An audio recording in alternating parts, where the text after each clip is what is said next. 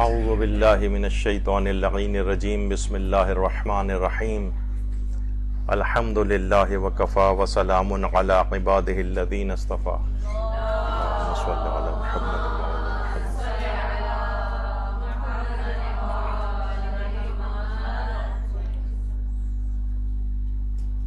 امام زمانہ علیہ السلام کی اللہم صل علی محمد وعلی محمد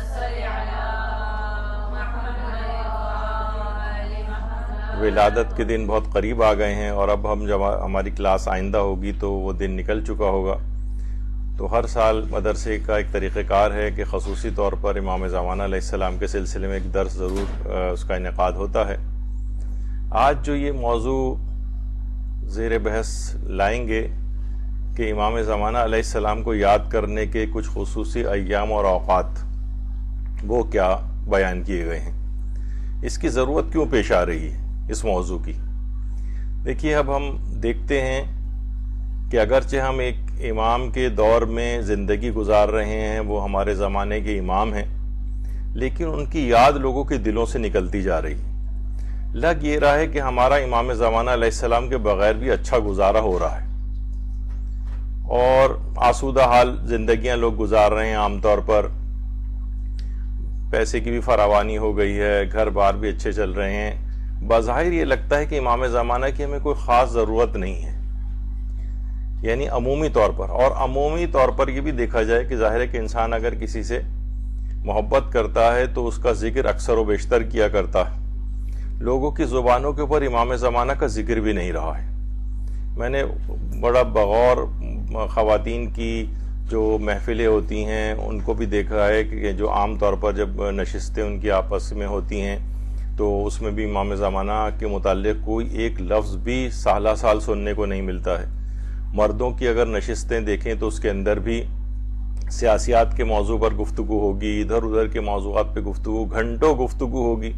امام زمانہ کا کہیں کوئی تذکرہ، کوئی ذکر خیر، کچھ بھی اس میں موجود نہیں۔ بقول ایک عالم دین کے کہ امام زمانہ کے سلسلے میں لوگوں کی زبانوں پر قبر کسی خاموشی، ایک موت کسی خاموشی چھائی ہوئی ہے۔ تو اس کی وجہ صرف یہی ہے کہ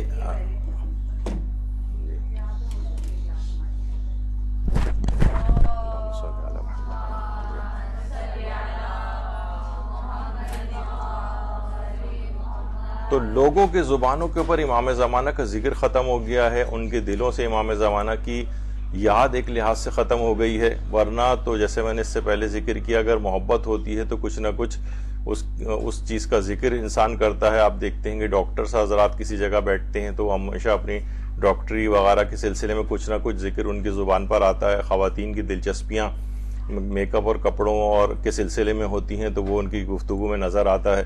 یعنی دلچسپیوں کا مرکز بھی امام زمانہ نہیں رہے۔ تو ویسے تو امام زمانہ کو ہر وقت یاد رکھنا چاہیے تھا، لیکن بہرحال کچھ خصوصی ایام، کچھ خصوصی اوقات اس میں تو ضرور امام زمانہ علیہ السلام کو یاد کرنا چاہیے، جو کہ خود روایات میں بیان کیے گئے ہیں، علماء نے بیان کی ہیں، اور بعض جگہوں کے اوپر تو خود امام زمانہ کی روایات اس سلسلے میں آئی ہیں کہ ان کو ان اوقات میں یاد کیا جائے۔ تو اب دیکھیں کہ ہمارے کتنے علماء ہیں اس سلسلے میں جو فرماتے ہیں، جیسے آیت اللہ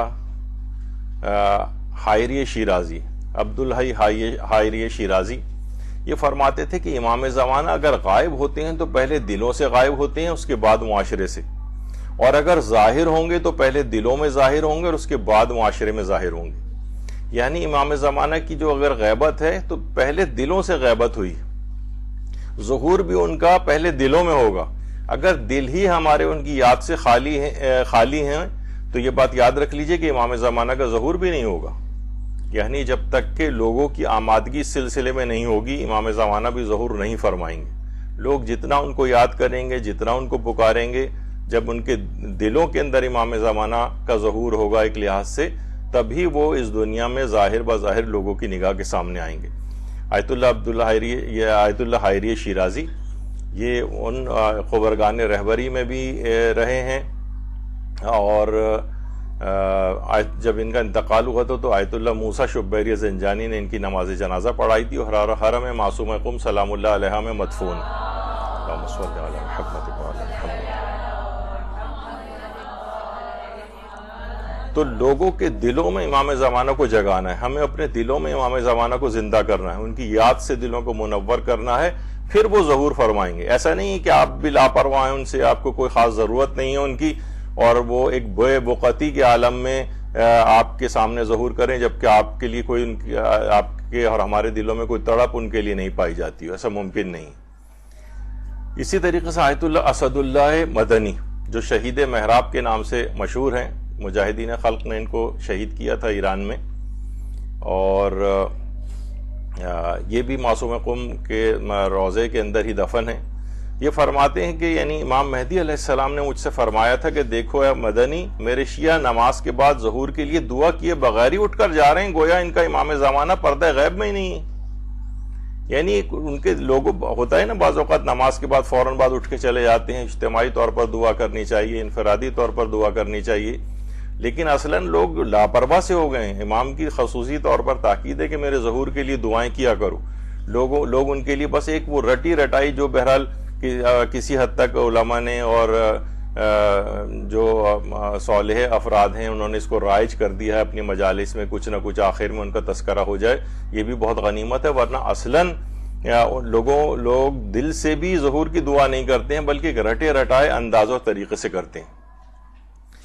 جبھی روایات کے اندر یہ بات آئی ہے، زیارت آل یاسین میں بھی، السلام علیکہ ایھا الامام الفرید، سلام ہو آپ پر تنہا امام۔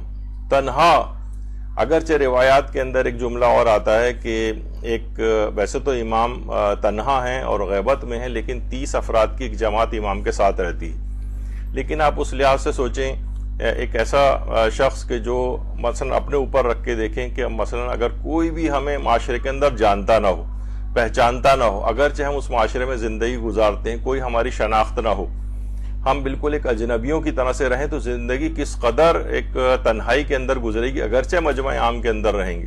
تو ایسے امام کو یاد کرنے کی اور زیادہ ضرورت پیش آتی ہے کہ جو بالکل تنہا ہو۔ تو امام زمانہ علیہ السلام کے لحاظ سے جب ان کو سلام کیا گیا ایھا الامام الفرید کہہ کے، ان کی یاد کو اور زیادہ دلوں میں جگہ دینی چاہیے۔ یہی وجہ ہے کہ امیر المومنین علیہ السلام یہ جملہ ارشاد فرماتے ہیں، اللہم صلی علی محمد وعلی محمد۔ غیبت نعمانی میں ایک حجت خدا راستوں پر چلتے ہیں، گھروں اور مجلسوں میں تشریف لاتے ہیں، تمام دنیا میں مشرق سے مغرب تک کا سفر کرتے ہیں، لوگوں کی باتوں کو سنتے ہیں، مجلس میں موجود اشخاص پر سلام کرتے ہیں، لوگوں کو پہچانتے ہیں جبکہ وہ خود نہیں پہچانے جاتے۔ یعنی ایک ایسی تنہائی ہے اور ایک ایسی اس کے تنہائی ان کے دامن گیر ہے کہ وہ تمام جگہوں پہ جانے کے باوجود بھی لوگ ان کو نہیں پہچان پاتے۔ تو اس لحاظ سے ان کے لیے بہت زیادہ ضرورت اس بات کی ہے کہ امام کو بہت زیادہ یاد کیا جائے۔ امن یجیب المضطر اذا دعاہ ویکشف السوء، جو قرآن کی آیت ہے سورہ نمل کی، تو یہاں پر بھی روایات میں 5ویں امام سے بھی ہمارے روایت ہے اور 6ٹھے امام سے بھی روایت ہے کہ اللہم صلی علی محمد وعلی محمد، کہ یہاں پر مضطر سے مراد، قسم کھا کے امام نے فرمایا کہ یہاں پر مضطر سے مراد امام زمانہ یعنی امام مہدی علیہ السلام ہے۔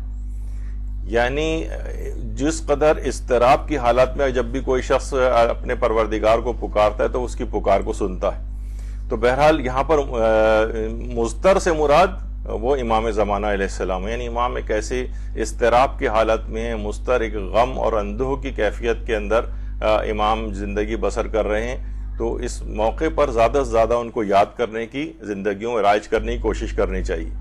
بہت سے عرفاء ایسے ہیں جو یہ کہتے ہیں کہ مثلا ایک زمانے میں خدا کا ارادہ ہوا کہ ایک قوم پر عذاب نازل کرے۔ یعنی غیبت امام زمانہ میں دیکھیے سب سے بڑا عذاب اس وقت یہی ہے کہ امام کی یاد کی توفیق ہمارے دلوں سے نکل گئی، یہ ایک عذاب ہے۔ تو فرماتے ہیں ایک زمانے میں خدا کا ارادہ ہوا ایک قوم پر عذاب نازل کر، یہ بات خدا نے اپنے پیغمبر کو بتائی، لیکن کچھ مدت گزرنے کے بعد لوگوں نے دیکھا کہ عذاب نہیں آیا، سب ایسے ہی آرام سے زندگی گزار رہے ہیں۔ تو اس قوم کے پیغمبر نے خدا سے عرض کیا کہ یہ کیا ہوا؟ جواب ملا، ہے میرے نبی، میں نے اپنے ساتھ مناجات کی لذت سے محروم کر رکھا ہے، اور کسی قوم کے لیے اس سے بڑھ کر کوئی عذاب میرے خزانے میں نہیں ہے، اس لیے میں نے اس قوم کو اس عذاب میں مبتلا کیا ہے۔ تو علماء یہ فرماتے ہیں کہ افسوس اس زمانے میں بھی خدا کی طرف سے سب سے بڑا عذاب یہی ہے کہ امام زمانہ کی یاد ہمارے دلوں سے نکل گئی ہے۔ یہ توفیقات ہمارے دلوں سے نکل گئی. ایک جگہ کسی روایت میں میں نے پڑھا تھا، حوالہ اتنا مجھے یاد نہیں رہا، کہ کسی نے سوال کیا تھا کہ آخر یہ جو حضرت یوسف علیہ السلام کے بھائی تھے، انہوں نے اتنے بڑے بڑے گناہ کیے تھے، یعنی حضرت یوسف کو کنویں میں ڈالا اور بازاروں میں لے جا کر بیچا، پوری کتنے طویل عرصے تک اپنے باپ کو جو ہے غمزدہ رکھا، یہاں تک کہ رو رو کے ان کی آنکھیں سفید ہو گئیں، تو کوئی عذاب ان کے بھائیوں پر کیوں نہیں آیا؟ تو اس میں بھی وجہ یہی بتائی گئی ہے کہ لذت مناجات اور لذت عبادت سے خدا نے ان کو محروم کر دیا تھا. یعنی ایک بہت بڑا عذاب ہے، یعنی عبادات کی لذت و مناجات سے انسان کی محرومی ابھی ہم دیکھتے ہیں آج کل بھی. یعنی ایک لحاظ سے بس جس طرح سے زور زبردستی کی نمازیں پڑھوائی جا رہی ہیں، جیسے جیسے رمضان قریب آ رہے ہیں صاحبان ایمان کے دل مرجھانے لگے ہیں کہ ارے اب پھر رمضان آ رہا ہے، اور ایک عجیب جس سے بھی ذکر کرو تو ایسا اس کا دل دہلا ہوا ہوتا ہے رمضان کی آمد کا سن کر. نمازوں میں لذتیں ختم ہو گئی ہیں، مناجات کی لذتیں ختم ہو گئی ہیں، نماز شب پڑھنے میں کوئی لطف نہیں رہا ہے. تو یہ سب چیز کیا ہے؟ اللہ کی طرف سے ایک عذاب ہے. تو اسی طریقے سے جیسے حضرت یوسف کے بھائیوں کے اوپر یہ عذاب آیا تھا کہ لذت مناجات، لذت عبادت ان کے دلوں سے نکل گئی تھی، اسی طریقے سے ہمارے ساتھ یہ ہے کہ امام زمانہ علیہ السلام کی یاد ہمارے دلوں سے نکل گئی ہے. ایک بہت بڑا عذاب ہے، اس پر خدا سے، پروردگار عالم سے توبہ کرنی چاہیے، مناجات کرنی چاہیے کہ اس لذت کو واپس لوٹا دے، کہ ہمارے دلوں سے میں امام زمانہ کی یاد ہم اسی طرح سے اس میں لطف محسوس کریں، ان کی یاد میں دنوں رات اپنے بسر کریں. لیکن جو ہے ہم دیکھتے ہیں کہ معاشرے میں ہم کو اس طرح سے نظر نہیں آ رہا. حاج اسماعیل دولابی، یہ بھی بڑے عرفاء وغیرہ کے اندر شمار ہوتے تھے، اگرچہ کوئی اتنے بڑے عالم دین نہیں تھے، لیکن بہرحال یہ کہ علماء ان کا بہت ذکر کرتے ہیں کہ فرماتے ہیں ہمارا انتظار ایسا نہیں کہ امام خود ہمارے پاس آئیں، اور نہ ہی ہماری حرکت کوئی ایسی ہے کہ ہم امام زمانہ کی طرف بڑھیں یا امام زمانہ ہمیں دیکھیں. تو فرماتے تھے اگر تم سچے انتظار کرنے والے ہو تو تم لاغر و کمزور ہو کر خانہ نشین کیوں نہ ہو گئے. یعنی مقصد ہے کہ کچھ تو آثار تم میں امام زمانہ کی محبت کے نظر آنے چاہیے تھے نا. فرماتے ہیں دوست اگر سفر سے 1 گھنٹہ دیر سے آئے تو کس قدر تم ہاتھ پاؤں مارتے ہو، لیکن واقعتاً امام زمانہ کا آپ انتظار اگر ایسا کرتے ہیں تو اس انتظار کے آثار کہاں ہیں؟ تو اگر انتظار میں تم واقعی امام کے ہو تو تمہیں دنیا کا اتنا ہم و غم ہونا چاہیے جتنا تم منا رہے ہو. ایک دفعہ میں نے کسی درس میں بیان کیا تھا، ایک عالم نے کہا تھا کہ مثلا کسی کی مرغی بھی اگر کھو جاتی ہے تو وہ باہر نکلتا ہے، ارے میرا فلاں مرغی جو ہے وہ میں لے کر آیا تھا، کہاں چلی گئی، گلی محلے والوں سے پوچھتا ہے. یعنی پورا امام ہمارا جو ہے ہماری آنکھوں سے غائب ہے، ہمیں ذرا اس کے متعلق نہیں ہے کہ اس کے متعلق کچھ جستجو کریں، معلومات حاصل کریں. یعنی ایک مثال اتنی اچھی نہیں ہے ان کے ساتھ دینا، لیکن عام طور پر سمجھانے کے لیے کسی کے کچھ پیسے غائب ہو جاتے ہیں، کوئی قیمتی چیز، کوئی ڈاکومنٹ غائب ہو جاتا ہے، وہ ایک تلاش کے اندر ایک زمین و آسمان ایک کر دیتا ہے کہ کس طریقے سے مجھے اہم چیز مل جائے. تو اتنا ہمارے لیے اہم ترین ہماری شخصیت، ہمارا امام ہماری نگاہوں سے پوشیدہ ہے، لیکن ہماری کوئی جستجو، کوئی شوق اس کی طرف نہیں ہے کہ ہم اس سے اپنا ارتباط کو بڑھائیں، اس سے کوشش کریں کہ ہمارا رابطہ ان کے ساتھ ہو، چاہے فزیکل زیارت کے لحاظ سے نہ ہو، لیکن ایک معنوی ارتباط تو ان کے ساتھ ہونا چاہیے. تو یہی فرماتے ہیں کہ دیکھیے آثار نہیں ہیں اس انتظار کے، وہ تڑپ ہی نہیں ہے امام زمانہ علیہ السلام کے سلسلے میں لوگوں کے دلوں میں. اور لوگ جو زبانی طور پہ کہتے ہیں تو باقاعدہ یہ بھی کہا جاتا ہے، اگرچہ جملہ ذرا سخت ہو جاتا ہے، کہ اگر آپ الجل الجل کی جو نعرے لگا رہے ہیں لیکن اگر آمادہ نہیں ہیں آپ ظہور کے لیے تو آپ آخری زمانے کے کوفیوں کی سی مثال بننے گی آپ کی. انہوں نے بھی خط لکھ لکھ کر بلایا تھا امام کو، لیکن اس کے لیے تیار نہیں تھے وہ. تو اگر الاجل کہہ بھی رہے ہیں اور کوئی انتظار کا کوئی سلسلہ ہی نہیں ہے، مثلا کسی خاص مہمان کا جب آپ انتظار کرتے ہیں تو اس انتظار کے بھی آثار ہوتے ہیں. گھر کو صاف ستھرا کیا جاتا ہے، اس کے لیے کچھ کھانے پینے کی چیزیں مہیا کی جاتی ہیں، اپنے آپ کو صاف ستھرا بنا کر پیش کیا جاتا ہے. اور آپ خود واقف ہیں کہ اور جتنا جو مہمان ہے جتنا زیادہ اہم ہوگا اسی کے مطابق اس کی تیاریاں ہوتی ہیں، اس کا ویسا ہی انتظار ہوتا ہے. لیکن ہم دیکھتے ہیں کہ امام زمانہ کا ہم ویسے کہہ رہے ہیں زبان الجل الجل اور زیارت کے آخر میں چند ایک جملے کہہ دیے، لیکن انتظار کی وہ کیفیت نہیں. امام زمانہ کو آپ کے گھر کی صفائی کے لحاظ سے نہیں، لیکن آپ کے قلب کی صفائی درکار ہے. یعنی اپنے آپ کو بہتر بنانا ہے، اپنے نفس کو بہتر بنانا ہے، اپنے گھر والوں کو بہتر بنانا ہے. لیکن اس سلسلے میں کوئی کوشش ہمیں نظر نہیں آ رہی، کیونکہ امام زمانہ کے لیے کوئی شوق پیدا نہیں ہوتا ہے دل میں. ابھی پتہ چل جائے کہ جناب مثلا کوئی بہت مشہور اداکار یا اداکارہ گھر کے اوپر کسی کے آ رہی ہے نعوذ باللہ، تو بہرحال بڑی صفائی ستھرائی کی جائے گی. سیاست دان کوئی آ رہا ہے، ایک وزیر، منسٹر، کمشنر صاحب آ رہے ہیں، دیکھیے کیسا جو ہے وہ تہلکہ مچ جاتا ہے پورے علاقے کے اندر. ہم دیکھتے ہیں کہ جس رستے سے صدر یا وزیر اعظم گزر رہے ہوتے ہیں، ایک دن پہلے سے وہاں صفائیاں شروع ہو جاتی ہیں، روڈیں بننا شروع ہو جاتی ہیں، کیا کیا ہوتا ہے. تو بالکل یہی والی صورتحال ہے کہ امام زمانہ کو ہمارے قلب کی صفائی درکار ہے، ہمارے تزکیہ نفس درکار ہے. ہم ان کے انتظار کی اگر واقعی حقیقی منتظر ہیں تو اپنے آپ کو بہتر بنانا پڑے گا. جب بھی کہا جاتا ہے کہ میرے معبود، دعا عہد میں بھی ہے کہ میں ان کے دیدار سے، ان کا دیدار میری آنکھوں کا سرما بنا دے. یہ کیوں کہا گیا ہے؟ اس وجہ سے کہ یعنی دل میں اس قدر تڑپ پائی جاتی ہے. ابھی آگے چل کر تھوڑا سا ہم دعا عہد کے متعلق شاید بات کریں. اور اسی طریقے سے زیارت آل یاسین میں السلام علیکہ ایھا المقدم المعمول، آپ کو سلام ہے میرے آقا کہ آپ میری سب سے پہلی خواہش ہیں. اگر کوئی شخص یہ دیکھے کہ زیارت کے اندر تو یہ جملہ ہے، لیکن کیا واقعی امام ہماری پہلی خواہش ہے؟ اپنی دعاؤں کے اندر دیکھیے، ہمیشہ اگر ہوگا بھی تو بتکلف امام کے لیے سب سے آخر میں دعا ہوتی، وہ ہماری سب سے پہلی خواہش نہیں. خواتین کے لحاظ سے سب سے پہلے خواہش ان کی رشتہ ہے، مردوں کے لحاظ سے سب سے پہلے جو ہے دولت اور جاہ و منصب اور گھر اور گاڑی اور فلاں چیزیں آتی ہیں. اپنی دعاؤں کے اندر بھی اگر ہم غور سے اگر دیکھیں تو ہماری دعاؤں کے اندر کہیں پر بھی امام زمانہ کا وہ مقام اور مرتبہ نہیں ہے. سب سے بالکل آخر، یعنی جس قوم کے متعلق کہا جاتا ہے اس کی سب سے آخری خواہش امام زمانہ ہو، تو وہاں امام کیسے ظہور فرمائیں؟ ان کے لیے ایسی آمادگی نہیں پائی جاتی. یہ اس وقت امام ظہور فرمائیں گے جب آپ ان کی سب سے پہلی خواہش بنیں گی. دعاؤں کے اندر ان کو مقدم رکھنا چاہیے، سب سے پہلے ان کے متعلق دعا ہونی چاہیے، اس کے بعد اپنی تمام دعاؤں کو بالکل سیکنڈری اس کے اندر رکھیں. اسی طریقے سے دیکھیے، جب بھی کہا جاتا ہے، آیت اللہ بہجت بھی فرماتے تھے کہ ہم امام زمانہ کے دوست ہیں، لیکن ظہور امام کے لیے دعا میں ہمیں غلطی کرتے ہیں. امام زمانہ کا ظہور بھی ہماری اہم حاجتوں میں سے، لیکن ہم اجل اللہ فرجہ اس لیے کہتے ہیں لوگوں کو سمجھا دیں کہ اب مجلس ختم ہو گئی. سب سے آخر میں امام کے لیے بس ایک، آپ جب السلام علیکہ یا صاحب العصر والزمان کہا جائے گا تو اس کا مطلب مجلس اینڈ ہو گئی، اب گھر کو چلے جانا ہے.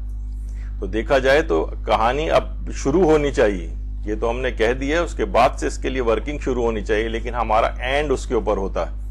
فرماتے ہیں جہاں لوگوں کا زیادہ ہجوم ہوتا ہے یا کہیں مثلا لڑائی جھگڑا ہونے لگتا ہے تو لوگ کہتے ہیں بر محمد و آل محمد صلوات، اور پھر صلوات چلیں آپ بھی پڑھ دیجئے پھر اللہم صلی علی محمد و آل محمد.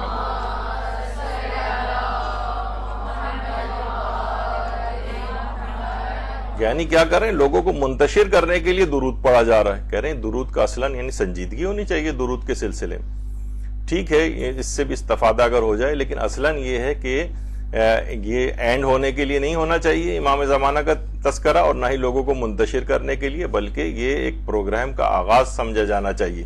ہمارے ہاں بات کو اختتام اور ختم سمجھا جاتا ہے امام زمانہ کے ذکر پر، جبکہ اس سے آغاز ہونا چاہیے.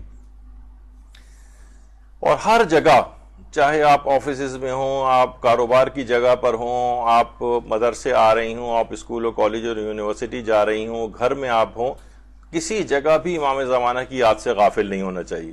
خوشیوں کی ہم محفل کے اندر ہماری کوشش یہ ہوتی ہے کہ ائمہ معصومین اس جگہوں پہ نہ آنے پائیں.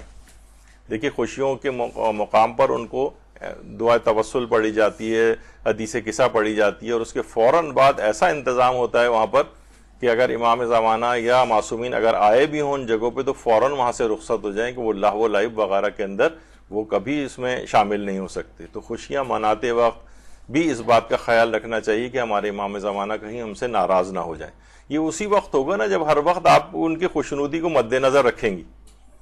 مثلا کسی بھی جگہ کسی تقریب کے اندر مثلا آیت اللہ سیستانی رہبر معظم آئے ہوں تو آپ کا پورا خیال یہ ہوگا کہ شروع سے آخر تک جب تک وہ یہاں پر رہیں تب تک یہاں پر کوئی بھی غیر شرعی کام نہ ہونے پائے.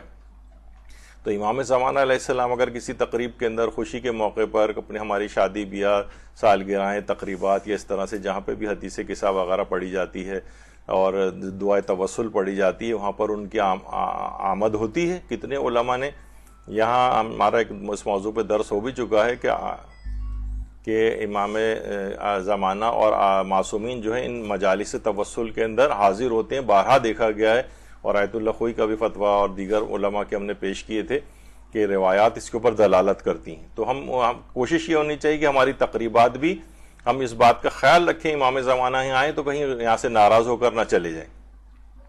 اسی طریقے سے خالی یہ نہیں کہ بل خوشی کے ایام میں نہیں، انسان اگر بیمار بھی ہو، بیمار ہے، ہاسپٹلائز ہے، اس کے دل و دماغ میں ہر وقت یاد ہو امام کی، وہ اس امام کو یاد کر رہا ہو، یعنی ہر موقع، ہر وقت، ہر کیفیت جو ہے اس کی امام زمانہ کے ذکر سے خالی نہیں رہنی چاہیے. اسی طریقے سے زیارات کے اندر یہ بھی آتا ہے، اس میں بھی آتا ہے دعاؤں میں دعائے جامع، جو کہ غیبت کبریٰ کے دور میں ایک دعا پڑھنے کی تاکید ہے. اس میں ایک جملہ آتا ہے اللہم لین قلبی لولی امرک، پروردگارہ امام زمانہ کے لیے میرے دل کو نرم کر دے. یہ ہمارے دل سخت ہو گیا ہے ان کے متعلق، یعنی یہ والی دعا مانگنی چاہیے. دعائے جامع کہلاتی ہے، یہ کتابوں کے اندر موجود ہے کہ پروردگار میرے دل کو نرم بنا دے. ان کے لیے دل سخت ہو گیا ہے، ان کے لیے کوئی آنسو نہیں نکلتا ہے، ان کی کوئی یاد نہیں ہوتی ہے. 10 منٹ کا 5 منٹ کا ٹائم بھی ہمارے پاس روزانہ کی بنیاد پر نہیں کہ ہم اپنے امام کو یاد کریں، ان کی سیرت کا مطالعہ کریں، ان کے متعلق مزید معلومات حاصل کریں، کب آئیں گے، کیسے آئیں گے، ہم انہیں کیسے پہچانیں گے، ہم ان کے لشکر میں شامل ہونا چاہیں تو ہمارے پاس کیا اقدامات ہیں، عام زندگی میں ہم انہیں خوش کرنے کے کون سے اعمال کو انجام دینا چاہیے.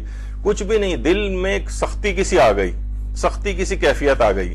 اس سختی کو، یہ سختی کم ہوگی تب امام زمانہ اس نرم دل کے اندر جو ہے وہ آئیں گے، ان کی محبت پیدا ہوگی. ورنہ اس سخت دل کے اندر وہ کیفیت نہیں کہ اس کو امام کی محبت کو جذب کر سکے. کتنے لوگ ایسے ہیں کہ وہ لکھ کے لگاتے ہیں تاکہ امام کی یاد. آقا جان اگر نہ شناختم بے بخشید سلام علیکم، اگر میں آپ کو پہچان نہ سکوں تو مجھے معاف فرما دیجیے گا، میرا سلام قبول فرمائیے. کتنے لوگ ہیں جو کہ جن کو عام طور پر دیوانہ ہی کہا جا سکتا ہے، لیکن ان سے محبت کرنے والے کہ آقا جان اگر در مسیر بودی و نہ شناختمت سلام علیکم، میں راستے میں کہیں جا رہا ہوں، اگر میں آپ کو پہچان نہ سکوں تو میرا سلام قبول کر لیجئے گا. اپنی کمر کے اوپر لکھوا کر چلتے ہیں. عام لوگوں کے نگاہ میں تو یہ ہوں گے کہ دیوانہ ہے، لیکن ہاں واقعی محبت پہ دیوانے ہو گئے. کچھ تو آثار ہوں، کچھ تو لوگوں کو متوجہ کیا جائے کہ تم لوگوں کے دلوں سے ان کی یاد نکل گئی. تو بہرحال یہ اس طرح کے جو ہے افراد ہوتے ہیں. کتنے بڑے بڑے ہمارے علماء ہیں. آیت اللہ ہادی میلانی. آیت اللہ ہادی میلانی کون ہے؟ یعنی آیت اللہ ضیاء الدین عراقی کے شاگرد ہیں. آیت اللہ خوئی ان کے شاگرد تھے، اور رہبر معظم بھی ان کی کافی عرصہ ان کی شاگردی کے اندر رہے ہیں، اور حرم امام رضا علیہ الصلوۃ والسلام میں مدفون ہیں. صلی اللہ علیہ محمد.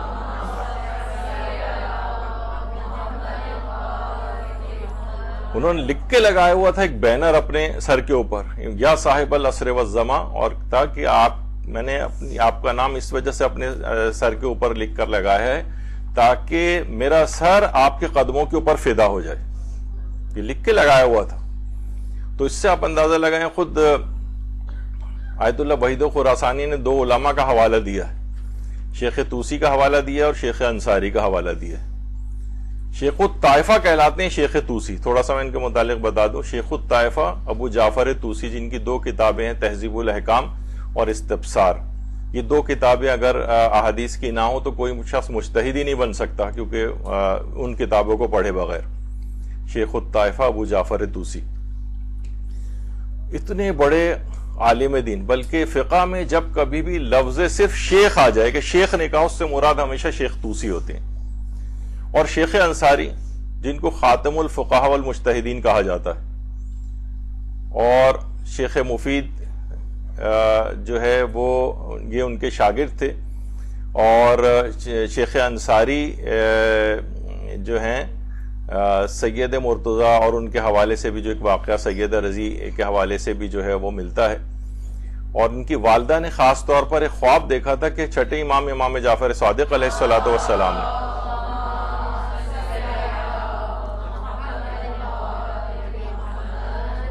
سونے کے ایک کیس میں قرآن کا ہدیہ پیش کیا تھا ان کی والدہ کو خواب میں. انہوں نے اس زمانے کے تعبیر خواب کے علماء سے جا کر دریافت کیا تو انہوں نے کہا کہ تمہارے ہاں ایک بیٹا پیدا ہوگا کہ جو بہت ہی بڑا فقیہ ہوگا.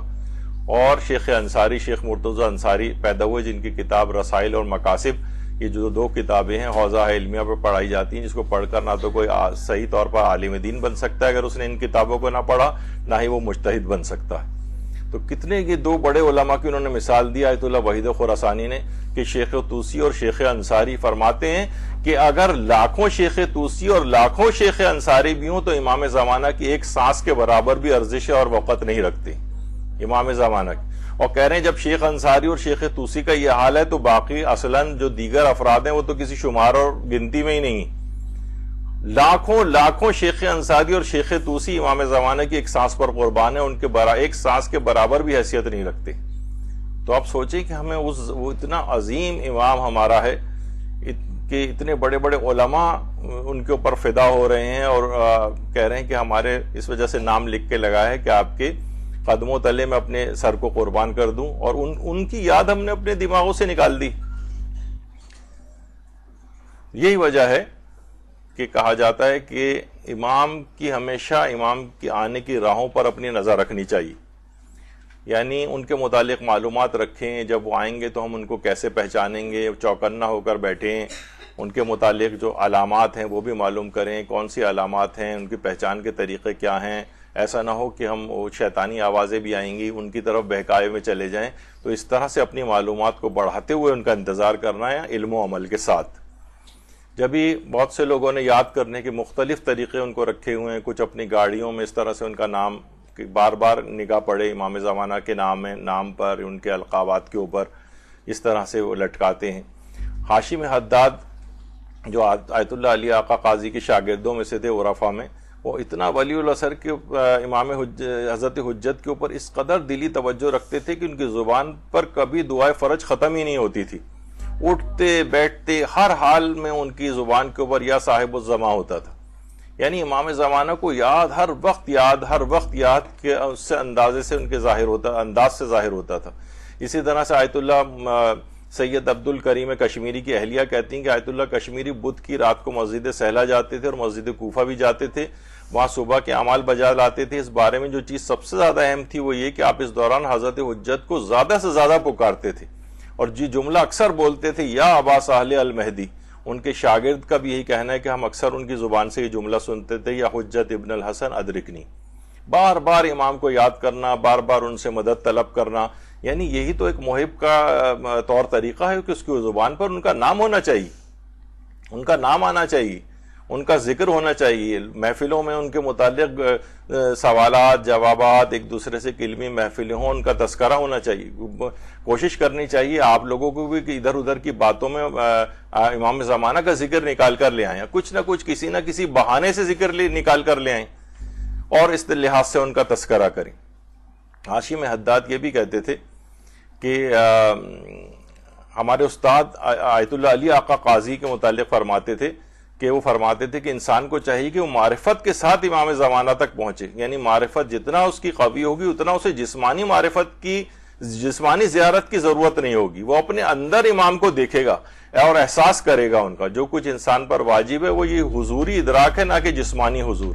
یعنی یہ نہیں کہ ہم کہیں کہ بس ہمیں امام زمانہ کی صرف تصویر مل جائے, ہم امام زمانہ کو فقط دیکھ سکیں اپنی آنکھوں سے. یہ بھی ایک بہت بڑا ایک درجہ ہے اور ایک بہت بڑی فضیلت ہے, لیکن فرماتے ہیں اس سے کہیں زیادہ اہمیت ان کا دل میں حضور ہے. چاہے آنکھوں سے آپ کو نظر نہ آئے لیکن ہر وقت ان کے سامنے احساس کریں کہ ہم امام زمانہ کے سامنے ہیں. جب ہی فرماتے ہیں آیت اللہ علی آقا قاضی کی زبان پر ہر وقت یا صاحب الزمان نکلتا تھا, دل کی گہرائیوں سے جیسے امام کے حضور میں وہ موجود ہوں. وہ فرماتے تھے امام زمانہ کو دل سے کی آنکھوں سے دیکھنا چاہیے. تو یہ تمام چیزیں بڑی اہم ہیں. اور رجب علی خیاط یہ خود کتنے عرفا میں سے گزرے ہیں, وہ خود ہر وقت امام اثر کے سامنے متوجہ رہتے تھے اور صلوات کو کبھی بھی وہ عجل فرجہم کے بغیر پڑھتے ہی نہیں تھے. اللہم صلی علی محمد و آل محمد.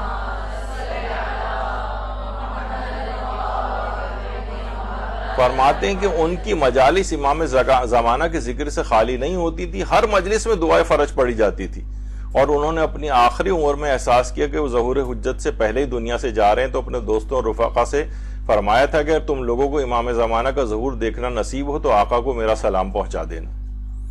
تو واقعتاً ان کے آثار نمودار ہوتے ہیں. کوئی شخص کسی سے بہت محبت کرتا ہے, اس کو سلام پہنچاتا ہے, ہر وقت اس کا ذکر خیر کرتا ہے.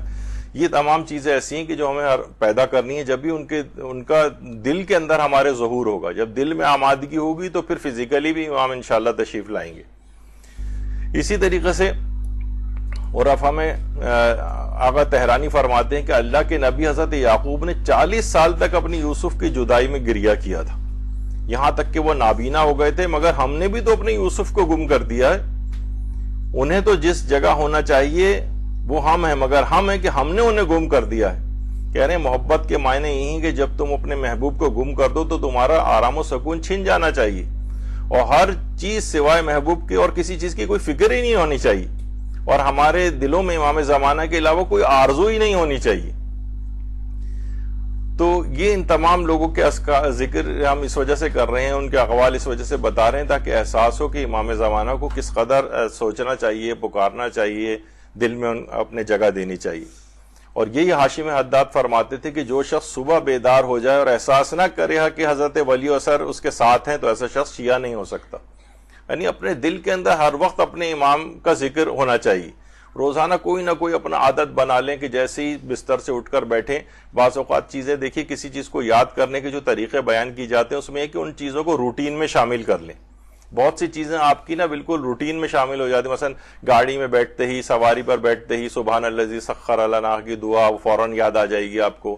سوتے سے اٹھتے ہی آپ امام زمانہ کو سلام کرنا یا معصومین کو سلام کرنا, یا مثلا ربنا تقبل منا کہ آج میں جو بھی دینی اعمال انجام دوں اخلاص کے ساتھ انجام دوں, یا کوئی بھی اس طرح سے کہ یہ اٹھتے اٹھتے آپ کی بہت سی چیزیں آپ کی روٹین میں ہونی چاہیے.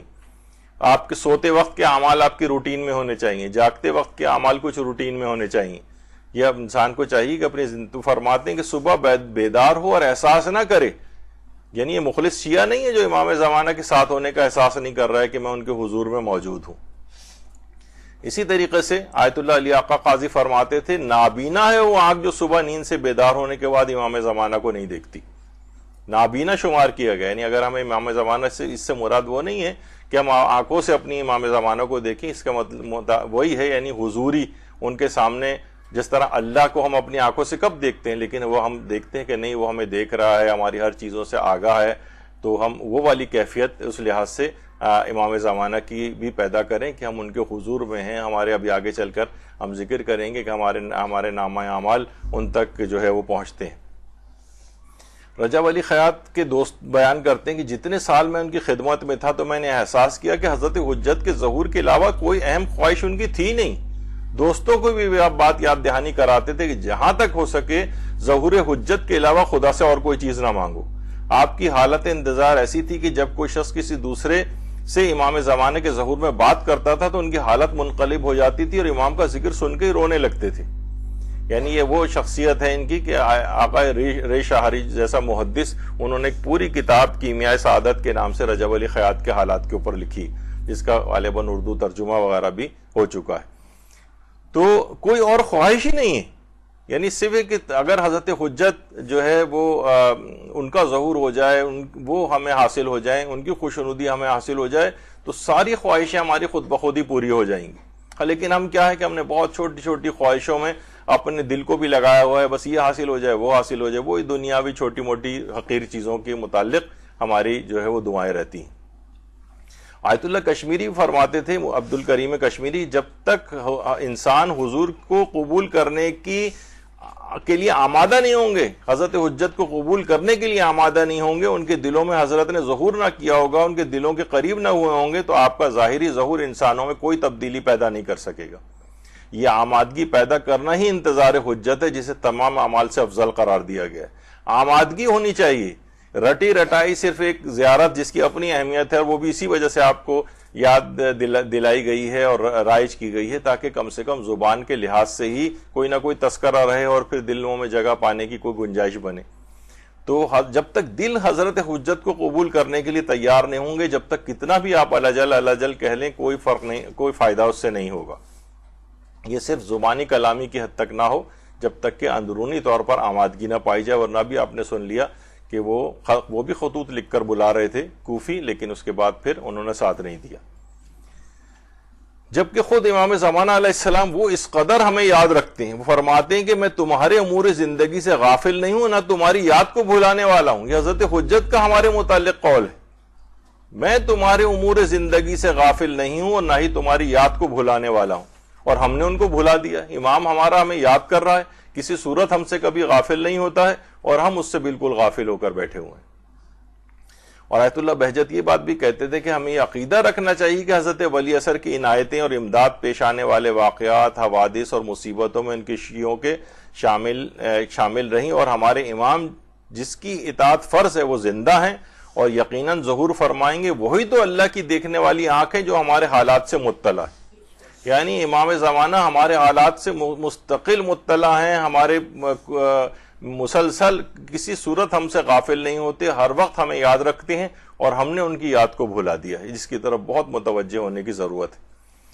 اور یہاں پر اس سے مراد یہ ہے، جب بھی یہ بات یاد رکھ لیجئے کہ اب بھی کہا جائے کہ آیت اللہ بہجت کے متعلق یہ ملتا ہے کہ وہ اکثر ہی کہتے تھے کہ امام زمانہ کو حاضر و ناظر سمجھو، تو بہت سے کم علم حضرات یا وہ جن کو ہر وقت شرک کا بھوت سوار رہتا ہے، خیالی بھوت، تو وہ یہ کہتے ہیں کہ تو آپ نے اللہ میاں کی طرح سے ان کو بنا دیا۔ تو یہاں پر حاضر و ناظر ہونے سے مراد احاطہ علمی ہے۔ کسی جگہ آیت اللہ بہجت نے احاطہ علمی کا لفظ استعمال کیا اور کہیں صرف حاضر و ناظر بھی کہا ہے، تو اس کو لوگ سمجھتے نہیں، کہ وہ سوچتے ہیں کہ اللہ صرف حاضر و ناظر ہے اور امام کے لیے ہم کہہ رہے ہیں تو گویا ان کو اللہ بنا رہے ہیں۔ ایسا نہیں، اس سے مراد احاطہ علمی ہوتا ہے۔ آیت اللہ بہجت فرماتے ہیں امام زمانہ زمانے غیبت میں بھی علمی احاطہ رکھتے ہیں اور تمام امور کو دیکھتے ہیں اور فعالیت بھی رکھتے ہیں، بلکہ مرزا شیرازی بزرگ کو متعدد پیغامات اور احکامات بھی بھیجتے تھے۔ یعنی اپنے اس میں کلمات میں آیت اللہ بہجت نے اس بات کو نقل کیا۔ اچھا، اب دیکھیے یہ جو برتر ترین عمل کہا گیا ہے کہ انتظار فرج تمام اعمال میں سب سے افضل ہے یا تمام عبادات میں سب سے افضل ہے، تو افضل کیوں قرار دیا گیا ہے؟ اس کا کیا فائدہ ہے؟ یعنی یہ کہا جائے کہ بھئی ہم انتظار کیوں کریں امام کا؟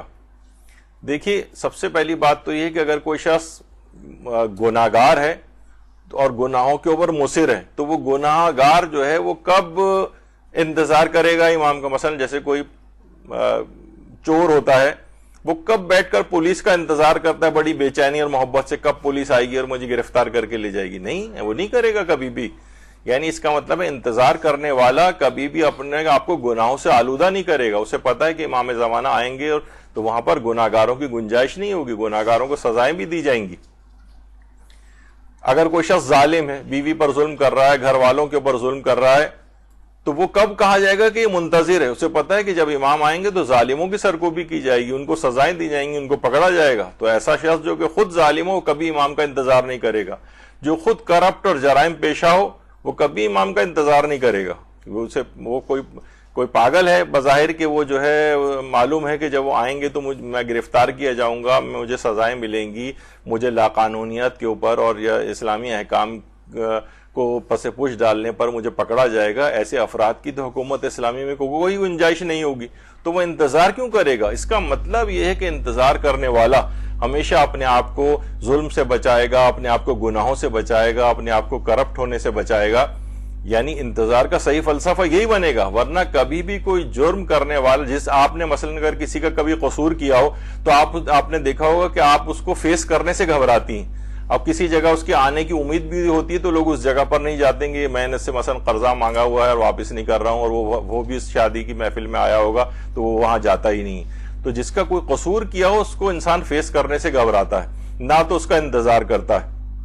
لیکن کیا ہے، اگر انتظار اس وقت شمار ہوگا جب ہم اپنے آپ کو بہت بہترین طریقے سے اپنے آپ کو پریپیئر کریں گے، پاک و صاف کریں گے کہ ہمیں امام زمانہ کو فیس کرنا ہے، ہمیں ان کی حکومت کے اندر گرفتار نہیں ہونا ہے، ہمیں سزائیں نہیں، کوڑے نہیں کھانے ہیں ان کی حکومت قائم ہونے کے بعد۔ تو انتظار کا ہمیشہ کچھ اثرات ہونے چاہیے۔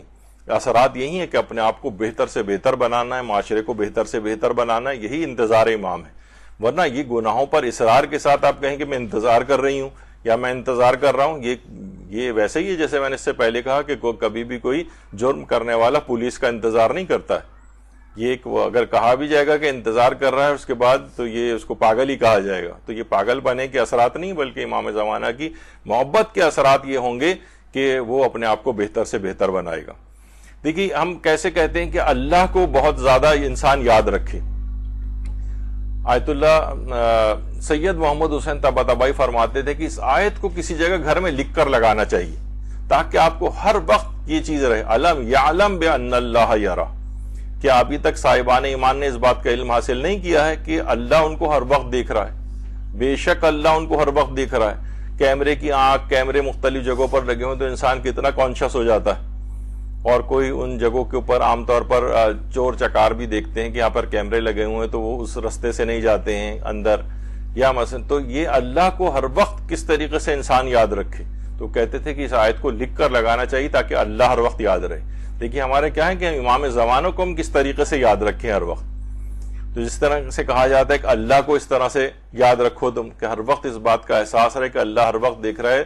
اس طرح کے کیمرے ہر وقت لگے ہوئے ہیں. اگر 10 کیمروں کے سامنے آپ ہوں کہ یہ اللہ میاں کے کیمرے ہیں، اور تو کتنا انسان کبھی گناہوں میں کس قدر کمی واقع ہو جائے گی. لیکن ہم نے اس بات کو بھلایا ہوا ہے. جب بھی کہا جاتا ہے نا، روایات کے اندر بھی یہ بات آئی کہ انسان تو نے مجھ کو، اللہ فرماتا ہے کہ تو نے مجھ کو ایک عام انسان سے بھی کمتر سمجھا ہے کہ ان کے سامنے تم گناہ نہیں کرتے ہو، لیکن جو میں ہر وقت تمہیں دیکھ رہا ہوں لیکن میرے سامنے گناہ کر رہے ہوتے ہو. انسان عام انسانوں سے بھی چھپ کر گناہ کرتا ہے، لیکن اللہ کے لیے اس کے دل میں، یعنی اللہ ایک عام مخلوق کے برابر بھی حیثیت تمہارے دل میں نہیں رہی. تو اس بات کو ہمیشہ یاد رکھنا چاہیے کہ اللہ ہمیشہ دیکھ رہا ہے. جیسے میں نے ایک دفعہ پہلے ایک درس میں ذکر کیا تھا ایک مومن کا کہ انہوں نے اپنے گھر میں ایک خالی فریم لگایا ہوا تھا. تو لوگ آ کر پوچھتے تھے، اچھا ایک یہ بھی طریقہ کار ہے، پوچھتے تھے یہ خالی فریم کیوں ہے؟ کہا کہ ایک اہم شخصیت ہے کہ جو کہ آئے گی، میں نے میں یہاں ان کی تصویر لگاؤں گا. تو لوگوں نے کہا کہ ٹھیک ہے. کہا کہ میں امام زمانہ علیہ السلام کی تصویر یہاں پر لگاؤں گا. تو لوگ اللہم صلی علی محمد و آل محمد.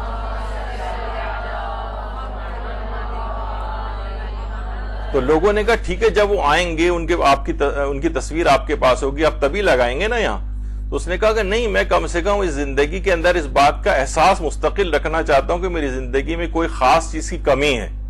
وہ کمی ہے جب بھی میں نے خالی فریم لگایا ہوا، میں اس خالی فریم کو دیکھ کر ہر کوئی شخص اس طرف متوجہ ہوگا خالی فریم کیوں لگایا، میری بھی نگاہ اس پہ بار بار پڑے گی اور امام زمانہ کی یاد مجھ کو آئے گی. یہ بھی امام زمانہ کی یاد کا اس نے ایک طریقہ رکھا.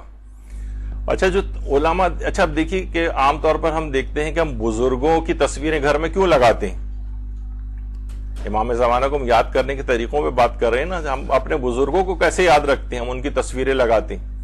اس بات کا اہتمام خود مثلا یہ آیت اللہ خوئی رائٹ سائڈ پر بیٹھے ہوئے ہیں، ان کے بیچ میں ان کے والد علی اکبر خوئی ہیں، اور ان کے بالکل برابر میں آیت اللہ خامنہئی کے والد جواد خامنہئی ہیں. یعنی ان علماء میں بھی دیکھیے کس قدر یہ لوگ آپس میں بیٹھ کے تصویر بھی کھنچواتے تھے، اور اس کے بعد ان کی اولادیں بھی ان تصویروں کو اپنے گھروں کے اندر اس لحاظ سے لگاتی ہیں کہ ہمیں یاد رہے کہ ہمارے آبا و اجداد، یہ مثلا ہماری دادی تھیں، یہ ہمارے دادا تھے، کیوں ان کی البمز رکھی جاتی ہیں. یہ بھی یاد کا ایک طریقہ ہے. یاد کا ایک طریقہ، دیکھیے یاد منانے کے مختلف طریقے ہوتے ہیں.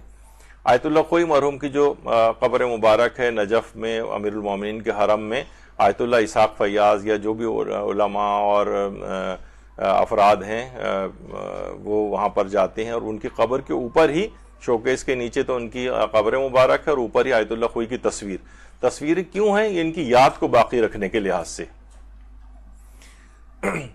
اچھا بعض اوقات ایک تو تصویر کے ذریعے دیکھیے یاد باقی رہتی ہے، کبھی یہ بھی ہوتا ہے کہ ہم اپنے بزرگوں کے نام کو اپنی اولادوں کے نام پر رکھتے ہیں. یہ آیت اللہ باقر سیستانی، آیت اللہ سیستانی کے والد، انہی کے نام پر، ان کے نام کو زندہ رکھنے کے لیے آیت اللہ سیستانی نے اپنے بیٹے کا نام بھی باقر رکھا. یہ بھی سید محمد باقر سیستانی آیت اللہ سیستانی کے بیٹے. کیوں؟ اس وجہ سے کہ باپ کا نام رہے. داداؤں کے نام پر لوگ ان کا نام رکھتے ہیں، انہوں نے اپنے باپ کے نام کو اس لحاظ سے زندہ رکھا ہوا ہے. یعنی اس کا مقصد کیا ہوا کہ یعنی ہمیں کوشش کرنی چاہیے کہ امام زمانہ علیہ السلام کے نام پر اپنے اولادوں کے نام رکھیں، ان کے القابات پر اپنی اولادوں کے نام رکھیں، اپنے اداروں کے نام ان کے نام پر رکھیں. الحمدللہ ہمارا مدرسہ جو ہے مدرسۃ القائم و امام کے نام کے لحاظ سے ہی رکھا گیا ہے کہ تاکہ ان کا ذکر بار بار اس طرح سے زبان کے اوپر رہے اور دماغ میں رہے. تو نام رکھنے چاہیے، اداروں کے نام رکھنے چاہیے اس طرح سے. اچھا بہت سی چیزیں دیکھیے کیا ہوتی ہیں کہ ہم ان کی یاد کو باقی رکھنے کے لیے مثلا امام حسین کا پرچم یا حضرت عباس کا علم جو ہے وہ حضرت عباس کے نام کو باقی رکھنے کے لحاظ سے ہوتا ہے. گہوارہ حضرت علی اصغر جو یاد مناتے ہیں، ہمارے شہزادہ علی اصغر کو یاد رکھنے کے حوالے سے مناتے ہیں. تو یہ تمام چیزیں ایسی ہیں. بلکہ آپ نے دیکھا ہوگا کہ جو تابوت امام حسین یا 72 تابوت نکالے جاتے ہیں، 72 تابوت وہ شہدائے کربلا کی یاد میں نکالے جاتے ہیں تاکہ ہر شخص کو دیکھ کر شہدائے کربلا کی یاد آئے. تو بہرحال یہ تمام چیزیں ایسی ہیں کہ یہ یعنی یہ یاد منانے کے طریقے ہیں، ان کو بھی رائج کرنا چاہیے، جیسے کہ عزاداری کے سلسلے میں چیزیں رائج ہیں. اچھا ہم دیکھتے ہیں قرآن کے لحاظ سے کیوں ہے کہ بار بار قرآن کی تلاوت کرو. کہا جاتا ہے نا کہ مجلس امام حسین یا مصائب امام حسین اور قرآن کے اندر جو مماثلت ہے کہ دونوں کتنی دفعہ ذکر بار بار آپ سنتی ہیں، بار بار تلاوت کرتی ہیں، لیکن کبھی بھی انسان خستہ نہیں ہوتا ہے تلاوت قرآن کرنے سے. مثلا ایک ہی کتاب کو کبھی بھی اگر آپ بار بار پڑھیں، کوئی ناول کتنا ہی چاہے وہ بہترین ناول کیوں نہ لکھا گیا ہو، لیکن آپ ایک دفعہ کے بعد دوسری، تیسری، پانچویں، 10ویں کے بعد آپ کبھی اس کو اٹھا کر نہیں پڑھیں گے. لیکن تلاوت قرآن کے اندر ایک ایسی کہ بار بار کا تذکر، بار بار کی یاد دہانی کیوں آپ کو کہی گئی ہے کہ تلاوت قرآن روزانہ 50 آیتیں روز پڑھو، اتنی آیات روز پڑھو، جو مختلف طریقے بتائے گئے ہیں کہ یہ قرآن کبھی بھی پرانا نہیں ہوتا. اس کا بار بار اس کو یاد رکھنے کا طریقہ ہے کہ مسلسل اس کی تلاوت کی جائے. اسی طریقے سے ہم جو مصائب امام حسین سنتے ہیں، ورنہ ایک آدھ دفعہ کے بعد اگر ایسا کبھی ہو جائے تو آپ دیکھتی ہیں کہ 2-4 دفعہ کے بعد طبیعت اوب جانی چاہیے، لیکن انسان کوئی مجلس اس وقت تک کامل نہیں سمجھی جاتی جب تک کہ امام حسین کے ان مصائب کا تذکرہ نہ سن لے. تو بہرحال یہ تمام چیزیں ایسی ہیں کہ وہ ان کی یاد کو یہ باقی رکھتی ہیں. تو امام کا یہ کہنا کہ میں تمہاری امور زندگی سے غافل نہیں ہوں اور تمہاری یاد کو میں بھلانے والا نہیں ہوں، تو ان کو بھی اسی قدر یاد رکھنے کی کوشش کرنی چاہیے. یہ جو آپ نے کبھی سنا ہوگا کہ یہ جو زیارتیں ہم پڑھتے ہیں ہر مجلس کے آخر میں نمازوں کے بعد، یہ جو 3 زیارتیں ہیں، پہلے تو امام حسین کی زیارت ہے، اس کے بعد امام رضا علیہ السلام کی زیارت ہے، پھر آخر میں السلام علیکم صاحب العصر والزمان والی زیارت. یہ الگ سے کسی جگہ ویسے نہیں آئی ہے کہ نمازوں کے بعد اس ترتیب کے ساتھ ایسی زیارت پڑھی جائے. اس کی بہت ساری حکمتیں ہیں کہ ان تینوں کی ہی زیارت اس طرح سے کیوں پڑھی جا رہی ہے. وہ کبھی ہم نے تفصیل جو بہترین نماز کیسے پڑھیں کہ آخر میں جب زیارات کی بات ہوئی تھی تو وہاں پر اس کی تفصیل آئی تھی. لیکن دیکھیں کہ اس وجہ سے کہ کم سے کم ہر نماز کے بعد یا ہر مجلس کے بعد جب یہ والی زیارت پڑھی جائے تو اس کے اندر خود بخود امام زمانہ علیہ السلام کا ذکر خیر جو ہے وہ آ جائے، اور لوگ، بچوں، جوان، بوڑھے، ہر شخص ایک دن میں کئی اوقات میں امام زمانہ کو یاد کریں.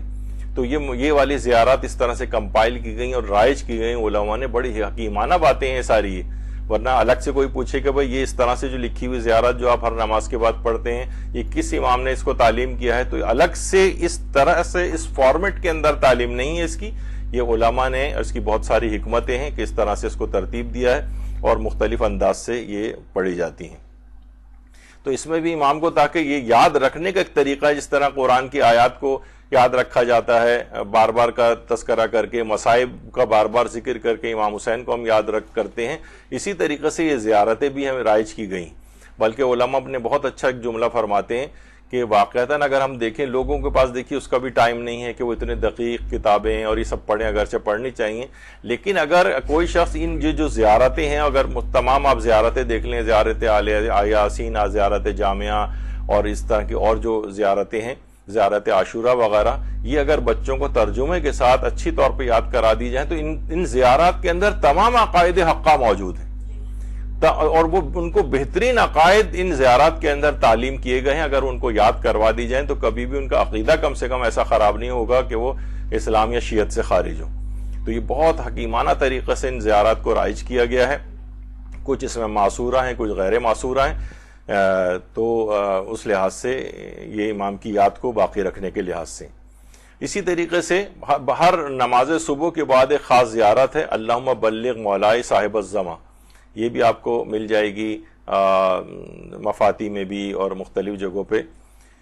اچھا اسی طریقے سے نجم الثاقب جو کتاب ہے، اس میں مرحوم نوری تبرسی، یہ جو ان کی کتاب ہے، اس کا نجم الثاقب کا اس کا خورشید غائب کے نام سے فارسی ترجمہ بھی ہوا ہے. پتہ نہیں اس کا اردو ترجمہ بھی شاید ہو گیا یا نہیں ہوا، اس وقت مجھے یاد نہیں ہے. اس میں خاص طور پر یہ بات کہی گئی ہے کہ ان دنوں کے اعتبار سے سب سے اہم ترین دن جو یاد کرنے کا امام زمانہ کو وہ جمعے کا دن ہے. جمعے کا جو دن ہے یہ امام کو خصوصی طور پر یاد کرنے کا دن ہے. بلکہ اس لحاظ سے ہے، یعنی امام زمانہ اور جمعے کے دن کے اندر بہت مناسبت ہے اور بڑے خاص اعمال اس کے متعلق بیان کیے گئے. بلکہ اس حد تک کہا جاتا ہے کہ بعض علماء بڑے جب جمعے کا دن ختم ہو جاتا تھا تو بہت غمگین ہو جاتے تھے کہ یہ جمعہ بھی گزر گیا اور امام زمانہ کا ظہور نہیں ہوا۔ تو بہرحال اس لحاظ سے روایات میں بھی یہ بات آئی ہے کہ جمعے کے دن کی بڑی اس لحاظ سے خصوصیت ہے، اور امام نے فرمایا کہ جمعے کا خاص احترام حق ہے، اس کو ضائع نہیں کرنا چاہیے۔ اور اس دن پرندے بھی ایک دوسرے کو سلام کرتے ہیں اور کہتے ہیں آج بہت ہی بڑا اور عظیم دن ہے، اور یعنی جو سورج ہے اس نے کوئی دن ایسا طلوع نہیں کیا جو جمعے سے بہتر ہو۔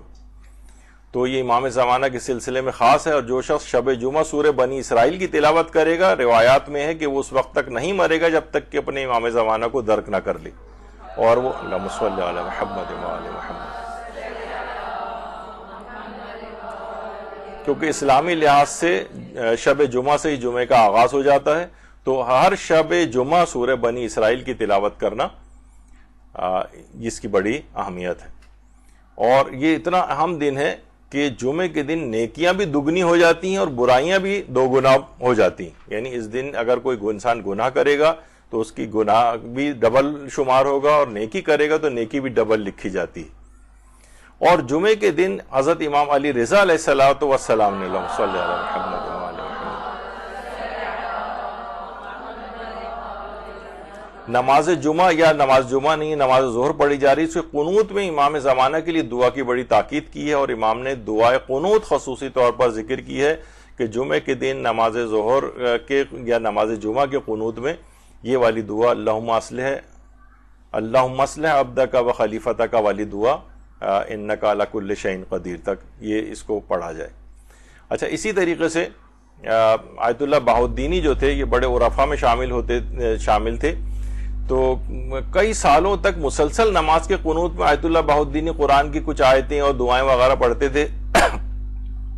تو ان کے ایک شاگرد کہتے ہیں کہ ہم اس بات کی طرف متوجہ ہوئے کہ قنوت میں آپ کی دعائیں تبدیل ہو گئیں، اور پھر اس کے بعد جب بھی قنوت کے لیے ہاتھ اٹھاتے تھے اللہم کن لولیک الحجت والی دعا پڑھتے تھے۔ جب ہم نے ان سے اس تبدیلی کے متعلق پوچھا تو انہوں نے ایک جملے پر اکتفا کیا کہ امام زمانہ نے پیغام دیا ہے کہ قنوت میں ہمارے لیے دعا کیا کرو۔ تو قنوت میں خاص طور پر اللہم کن لولیک الحجت یہ روزانہ ہی کے قنوت میں یا دن کے قنوت ایک سے زائد بھی پڑھے جا سکتی ہیں، یا دعائے قنوت میں اللہم کن لولیک الحجت یا اللہم عجل لولیک الفرج کوئی بھی مختصر سی دعا بھی پڑھی جا سکتی ہے، لیکن ہر قنوت کے اندر ضرور اس دعا کو شامل کریں۔ جتنی دفعہ نماز میں قنوت آپ پڑھیں گی اتنی دفعہ آپ امام کو یاد کریں گی، اس لحاظ سے تو ان کا ایک حق ادا ہوگا اور خود بھی دل میں محبت امام پیدا ہوگی۔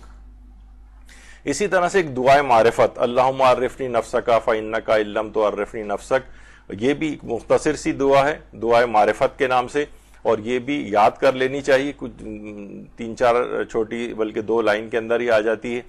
تو اگر قنوت کے اندر آپ پڑھنا رائج کر لیں تو یہ بھی خود دعائے معرفت امام زمانہ ہے، امام کی معرفت زیادہ زیادہ پیدا ہونے کا سبب بنے گی۔ اچھا، اب دیکھیے کسی بھی چیز کو یاد اور اہمیت کے اعتبار سے یہاں تک ملتا ہے کہ امام موسیٰ کاظم علیہ السلام جو تھے اللہم صلی علی محمد وآل محمد،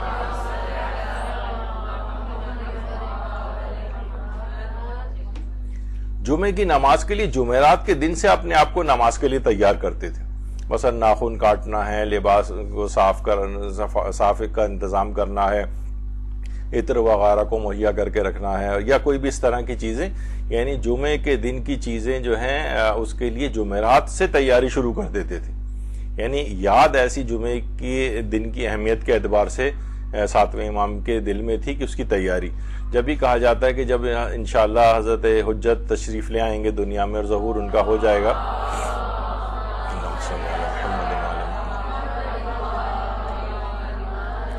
تو جب کوفہ میں نماز جمعہ کی امامت امام فرمایا کریں گے، سوچئے آپ کس قدر وہ عظیم دن ہوگا، تو اتنی اہمیت ہوگی اس بات کی کہ لوگ اس نماز جمعہ میں شرکت کے لیے بدھ سے چلنا شروع ہوں گے، تب کہیں جا کر جمعے تک پہنچ سکیں گے وہاں کوفے تک۔ یعنی آپ سوچیں نا کہ جب کسی جگہ پہ موجود ہوں امام اور نماز جمعہ پڑھانی ہو تو دوسرے شہروں قریوں سے لوگ چلنا شروع ہوں گے. وہ فوراً تو نہیں کہ ابھی صبح ایک ہی اسی شہر والے تو پھر بھی نسبتاً پہنچ سکتے ہیں, لیکن اطراف والے کتنا ان کو ٹریفک جیم یا اس طرح کی کوئی چیز کا صورتحال پیش آ سکتی ہے.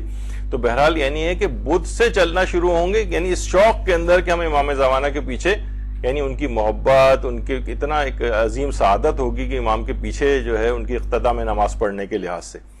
تو یہ محبت اور شوق کی علامت ہے کہ جمعے کے لحاظ سے بھی امام جمعرات سے تیاری شروع کر رہے ہیں, وہ جمعے کی نماز میں شریک ہونے کے لیے بدھ سے چلنا شروع ہو رہے ہیں. تو یہ آثار محبت ہیں جو کہ ظاہر ہوتے ہیں جتنی ان کے متعلق فکر ہوگی. آیت اللہ کشمیری سے بھی پوچھا گیا کہ بعض لوگ پوچھتے ہیں کہ جمعے کے دن عصر کا وقت ایک غمگین سا کیوں ہوتا ہے, دل میں غم کسی کیفیت ہوتی ہے. تو انہوں نے جواب دیا کہ جمعے کا دن امام زمانہ کا دن ہے. آپ جب اپنے ماننے والوں کے اعمال دیکھتے ہیں تو غمگین ہو جاتے ہیں, کیونکہ آپ کی ذات مرکز کی حیثیت رکھتی ہے, اس لیے جب مرکز غمگین ہوتا ہے تو اس کے ملحقات بھی غمگین ہو جاتے ہیں. یعنی جمعے کا دن خاص طور پر امام زمانہ کے لحاظ سے ہے, اور امام جمعے کے روز بھی ان کے نامہ اعمال کو دیکھتے ہیں. تو بہرحال اس دن جو ہے اچھا, اسی طرح سے نماز جمعہ کے بعد یا مثلا نماز ظہر آپ پڑھنی ہے تو اس کے بعد 7 مرتبہ اگر کہیں اللہم صلی علی محمد و آل محمد وعجل فرج آل محمد, تو ایسا شخص حضرت کے اصحاب اور مددگاروں میں شامل ہو جاتا ہے. چھٹے امام نے جملہ ارشاد فرمایا صلی علی محمد و آل محمد. تو جمعے کا دن جو خاص امام زمانہ سے منسوب ہے, اس دن بھی 7 مرتبہ نماز ظہر کے بعد اس جملے کو پڑھنا چاہیے.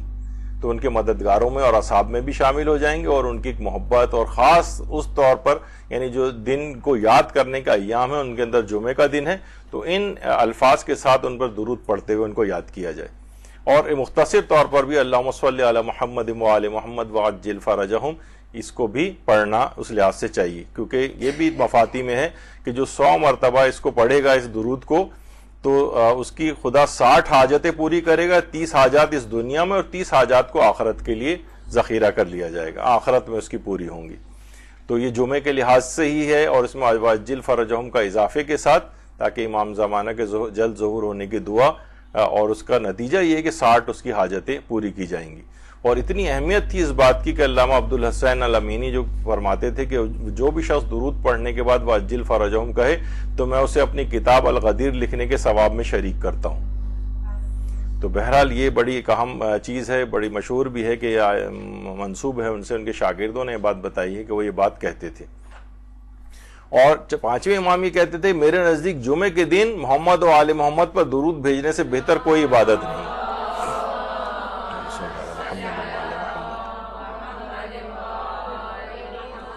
اور صحیفہ مہدیہ جو کہ بڑی مشہور کتاب ہے امام زمانہ کے سلسلے میں دعاؤں اور زیارات کی, اس میں بھی شیخ طوسی کے حوالے سے یہ بات لکھی ہے کہ جمعرات کے روز 1000 مرتبہ رسول اللہ پر اور ان کی آل پر درود بھیجنا یہ مستحب ہے.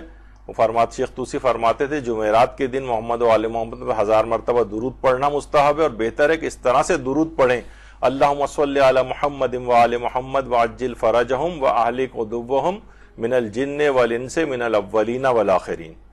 تو اس انداز سے جمعرات کے دن یعنی شب جمعہ سے اس کو پڑھنا شروع کر دینا چاہیے, اور اس کے بعد پھر جمعے کی صبح تک بھی اس کو پڑھتے رہنا چاہیے کثرت کے ساتھ. یہ مختصر سا ہے, زبانی طور پر یاد بھی ہو جاتا ہے, جتنا بھی کوشش کریں گے اس کو پڑھ سکتے ہوں پڑھیں. اچھا, اسی طرح سے ہمارے برادران اہل سنت کے ہاں بھی یہ ہے کہ بہرحال جمعے کے دن کو ایک عید کا دن بھی ہمارے ہاں بھی عید کا دن قرار دیا گیا ہے, اور جمعے کو بھی ان کے ہاں بھی ہے سنن ابن ماجہ کے اندر کہ اس کو بھی رسول اللہ نے فرمایا کہ تمہارے لیے عید کا دن جمعے کا دن بنا ہے, جس کی خاص طور پر امام زمانہ سے نسبت ہے. جمال العصبو یہ جو کتاب ہے اس کے اندر بھی ایک زیارت ہے امام زمانہ علیہ السلام کے لیے روز جمعہ, اور السلام علیکہ یا حجت اللہ فی ارضہ سے شروع ہوتی ہے, اور مفاتیح الجنان میں بھی ہے. جمعے کو کھول لینا چاہیے اس کو, اور اس میں خاص طور پر یہ جملہ بھی اسی زیارت کے اندر آتا ہے کہ ھذا یوم الجمعۃ, یعنی پروردگار یہ جو جمعے کا دن ہے وہ یومک المتوقع فیہ ظہورک, یعنی یہ اس دن تیرے حجت کا ظہور متوقع ہے، یعنی یہ ایسا دن ہے کہ جس میں حضرت حجت کا ظہور متوقع ہے۔ اچھا یہ جو ہے السلام علیکم حجت اللہ فی ارضہ، یہ جو زیارت جمعے کے دن کی خاص زیارت ہے، اس کو خاص طور پر جو ہے وہ نکال کے کہیں رکھ لینا چاہیے، پرنٹ آؤٹ نکال لینا چاہیے۔ بعض اوقات موٹی موٹی مفاتی اس کو ذرا اٹھانے میں اور ہینڈل کرنے میں مشکل ہوتی ہے، تو اس کا پرنٹ آؤٹ نکال کے جمعے کے لحاظ سے رکھ لینا چاہیے، کیونکہ یہی وہ دن ہوگا، کیونکہ اس وجہ سے بھی اس کو عید کا دن کہا گیا ہے کہ بہرحال یہ کہ جس دن امام زمانہ علیہ السلام کا ظہور ہوگا وہ روز جمعہ ہوگا، تو واقعی زمین واشرقت الارض بنور ربہا، زمین اپنے رب کے نور سے منور ہو جائے گی اس دن۔ تو بہرحال یعنی امام زمانہ کے لیے بڑا مخصوص دن ہے، یعنی اسی جمعہ ہی کا دن تھا کہ جس دن امام زمانہ علیہ السلام کی پیدائش بھی ہوئی تھی۔ امام زمانہ اسی دن پیدا ہوئے ہیں اور امام زمانہ ظہور بھی اسی دن فرمائیں گے۔ خانہ کعبہ میں جب ان کا ظہور ہوگا، امام زمانہ جمعہ ہی کے دن ظہور فرمائیں گے۔ اور بعض روایت میں ایک عاشور کا روز بھی آیا ہے، اس میں ممکن ہے وہ عاشور جمعے کے روز ہی جو ہے وہ پڑھے، تو اس لحاظ سے بھی بہرحال لیکن ایک جمعے کا دن سلسلے میں آیا ہے۔ اور اسی دن کے متعلق کہا جاتا ہے کہ صحیح آسمانی، وہ جو آسمانی ایک آواز اور ندا آئے گی جبریل کی کہ آج امام نے ظہور فرمایا ہے، تو یہ بھی روز جمعہ ہی کے متعلق جو ہے یہ بات آئی ہے، اور پھر امام وہاں پر ظہور فرمائیں گے۔ تو بہرحال جمعے کا دن بڑا خصوصی دن ہے، اس دن کی کچھ زیارتیں نکال کے پرنٹ آؤٹ کرا کے فوٹو کاپی وغیرہ کرا کے ایک جگہ پہ رکھ لیا جائے کہ کون سا درود پڑھنا ہے، کن الفاظ کے ساتھ پڑھنا ہے، تاکہ ہم امام کو اس دن خصوصیت کے ساتھ یاد کر سکیں۔ اور دوسرا دن یا رات اس لحاظ سے جو کہی جائے وہ موقع ہے امام زمانہ، وہ ہے شب قدر، جو کہ ابھی کچھ ہی عرصے بعد انشاءاللہ آنے والی ہے آپ کی زندگی میں۔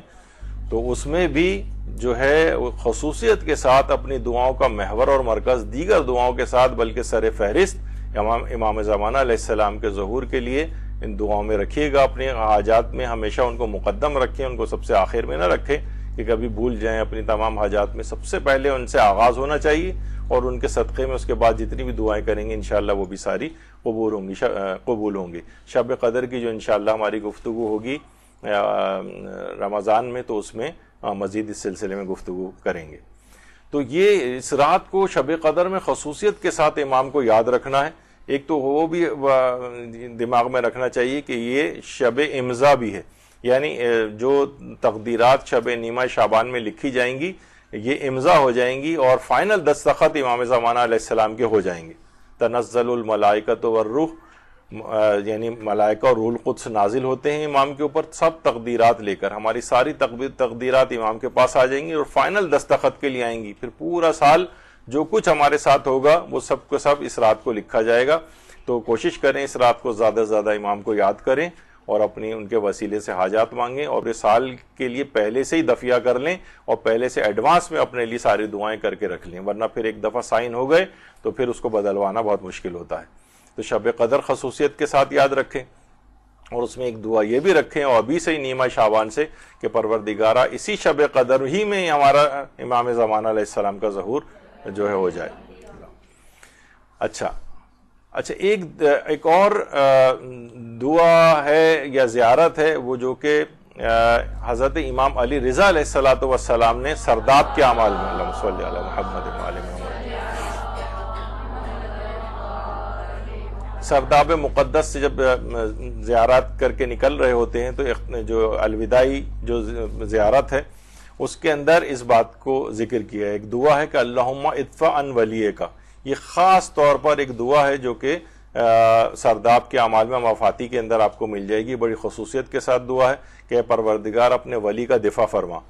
تو مختصر سی بھی ہے لیکن اصلاً جو ہے وہ ایک پوری دعا ہے، یہاں سے شروع ہوتی ہے اللہم ادفع عن ولیک سے لے کر والسلام علیہ ورحمۃ اللہ وبرکاتہ پہ جا کر یہ ختم ہوتی ہے۔ اچھا اب ایک تو یہ دعا ہے، اور دوسرا ایک اور امام کو اس لحاظ سے یاد کرنے کے لحاظ سے بلکہ اس کو بھی اللہم ارزقنا توفیق الطاعہ و بعد المعصیہ والی جو دعا ہے، جو کہ شب جمعہ کے اعمال میں خاص طور پر اس کو بھی یاد کر کے اور اپنی قنوت کے اندر بھی اس کو پڑھنا چاہیے ابھی ابتدائی طور پر دیکھ کر بھی کسی پرچے پہ دیکھ کے بھی پڑھ سکتی ہیں، اور کچھ ہی عرصے میں تو آپ کو زبانی طور پر یاد ہو جائے گی۔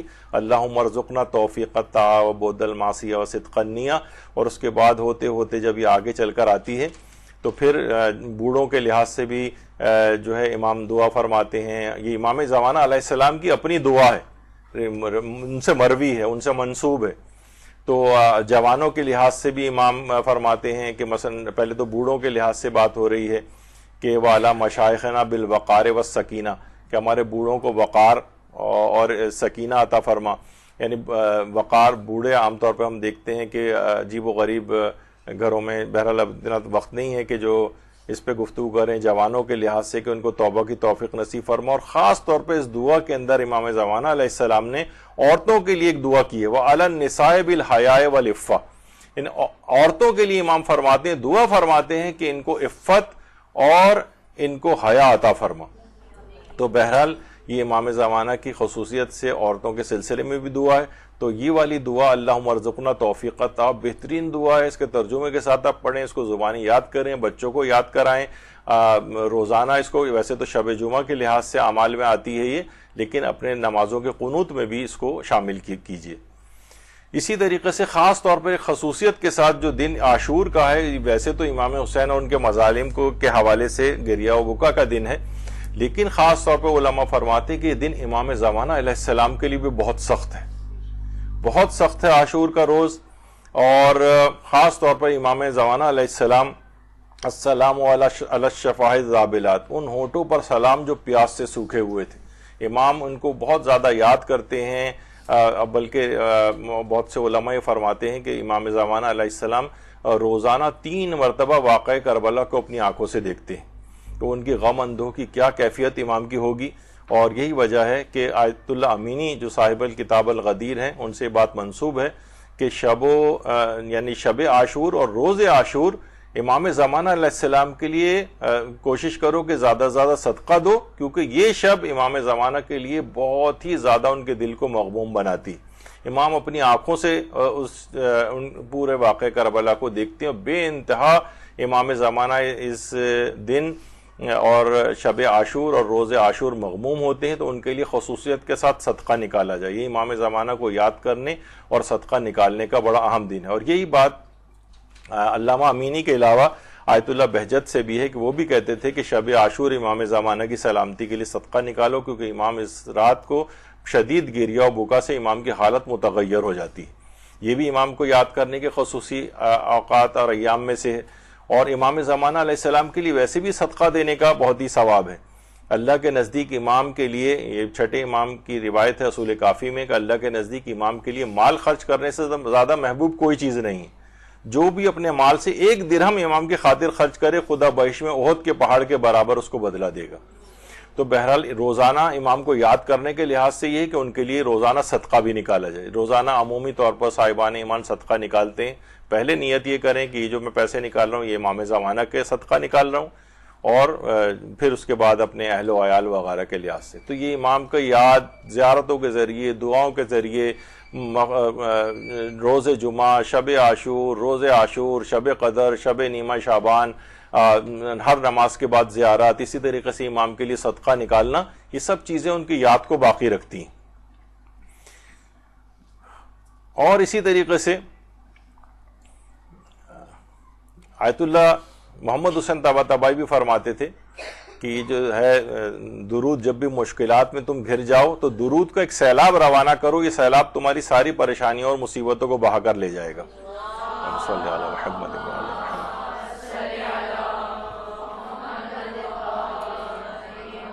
تو امام زمانہ کے لیے درود اس لحاظ سے پڑھنا جس میں وجل فرجہم کا بھی اضافہ ہو، تو یہ ایک سیلاب کی طرح سے تمام مشکلات کو بہا کر لے جانے والی چیزوں میں سے، اور اپنی مشکلات کے حل وغیرہ کے لیے بھی درود کی محافل ہونی چاہیے۔ اسی طریقے سے مثلا دعائے ندبہ ہے، دعائے ندبہ ویسے تو یہ بھی جمعے کے روز بھی پڑھی جاتی ہے، باقی عیدوں کے دن بھی پڑھی جاتی ہے، عید الفطر، عید قربانی، عید غدیر، لیکن جمعہ بھی عید کا دن شمار ہوتا ہے، اس دن کے لیے بھی ہے۔ امام زمانہ خود فرماتے ہیں لوگوں کو کیا ہو گیا ہے کہ لوگ جمعے کے دن دعائے ندبہ کا اہتمام نہیں کرتے۔ ہمارے شیعوں سے کہو کہ روز جمعہ اپنے گھروں پر دعائے ندبہ کا اہتمام کریں، اور ہمارے ظہور کی دعا کریں کہ ہمارے ہی ظہور میں ہی تمہاری نجات کا واحد ذریعہ ہے۔ تو بہرحال یہ کوشش کریں کہ جمعے کے روز دعائے ندبہ کا پہلے تو گھروں میں اس لحاظ سے ہوتی تھی اجتماعی طور پر، اب بھی کسی جگہ سننے میں آتی ہے، لیکن اس کو بھی رائج کرنا چاہیے اجتماعی طور پر بھی، ورنہ انفرادی طور پر تو ہر جمعے کے روز دعائے ندبہ امام کی یاد کے لیے خصوصیت کے ساتھ پڑھنی چاہیے۔ اس کے علاوہ ایک صلوات ابو الحسن زراب اصفہانی، یہ ایک بڑی اہمیت کی حامل ایک صلوات ہے، یہ بھی روز جمعہ خصوصیت کے ساتھ پڑھی جائے۔ یہ آیت اللہ تقی بہجت کی جو آفیشیل ویب سائٹ ہے اس پر بھی صلوات زراب اصفہانی کا تذکرہ ہے کہ آیت اللہ بہجت جو تھے وہ ہر جمعے کے روز لازمی طور پر صلوات زراب اصفہانی پڑھتے تھے۔ زراب اصفہانی ایک راوی ہیں جن کو یہ دعا یا زیارت جو ہے وہ امام نے خود تعلیم فرمائی تھی، اور علماء نے اس کو لکھا ہے اپنی کتابوں میں اور کہا ہے کہ اول تو پہلی بات تو یہ کہ جو دعائیں ہوتی ہیں ان میں سند کا ہونا ضروری نہیں ہوتا ہے، اور علماء فرماتے ہیں کہ ان کے جو بلند اور پایا مضامین جو ہوتے ہیں وہی ان کی اصل میں سند ہوتے ہیں، اور علماء یہ بھی فرماتے ہیں کہ بعض اوقات دعاؤں کے سلسلے میں اسناد ذکر اس وجہ سے نہیں ہوتی کہ اختصار کے لیے بھی بہت سے علماء، کیونکہ اتنی اہمیت اس بات کی نہیں ہے تو اس لحاظ سے اس کی اسناد کو ذکر نہیں کیا جاتا۔ تو آیت اللہ بہجت ساری عمر اس صلوات زراب اصفہانی کو پڑھتے رہیں، اور یہ بسم اللہ الرحمن الرحیم سے یہاں سے شروع ہوتی ہے اور اس کے بعد تقریباً یہ 3 پیجز کے اوپر یہ ختم ہوتی ہے انک علی کل شیء قدیر پر۔ آیت اللہ بہجت کی آفیشیل ویب سائٹ پر بھی ہے اور بڑی اس کی تاکید ہے، اور یہاں تک ہے کہ سید ابن طاؤس جیسا عالم ذکر کرتا ہے کہ ہر عصر جمعہ اس سے تم غافل نہ ہو، چاہے تم عصر کی تعقیبات نہ پڑھو لیکن صلوات زراب اصفہانی سے اب غافل نہ ہو، کیونکہ اس دعا کے اندر کچھ ایسے راز والی چیزیں اور کچھ اہم باتیں جو اس کے اندر تعلیم ہوئی ہیں۔ تو بہرحال یعنی اتنی اس قدر کہ چاہے تم کوئی اور عمل اس دن اس لحاظ سے نہ کرو، کوئی اور تعقیب نہ پڑھو، لیکن یہ کوشش کرو کہ یہ تم صلوات زراب اصفہانی سے جو روز جمعہ جو پڑھی جاتی ہے اس کو بھی پرنٹ آؤٹ نکال کے رکھ لینا چاہیے۔ اگر کسی کو چاہیے ہوگا تو ہم فیس بک پیج پہ بھی اس کو اس درس کے نیچے جو ہے کوشش کر کے لگا دیں گے، تو وہاں سے لے کے بھی پرنٹ آؤٹ نکالا جا سکتا ہے کہ جمعے کو کے روز یعنی آیت اللہ بہجت جیسا آدمی ساری زندگی اس کو پڑھتا رہا ہے۔ جب بھی دیکھیں یہ لوگ، ان لوگوں نے جو بلند مقامات حاصل کیے کس طرح سے کیے، کچھ نہ کچھ کام کر کے گئے ہیں نا یہ لوگ، تو یہی چیزیں ہیں، بہت ساری ایسی چیزیں کہ جس سے اتنے مقامات تک یہ پہنچے ہیں۔ اب یہ تو کہیں سننے میں نہیں آتا کوئی صلوات زراب اصفہانی اس لحاظ سے پڑھتا ہو، اور غالباً یہ مفاتیح الجنان میں بھی ہے۔ اور خصوصیت کے ساتھ جو ایک خاص وقت ہے امام زمانہ علیہ السلام کے لیے، اللہم صلی علی محمد و آل محمد،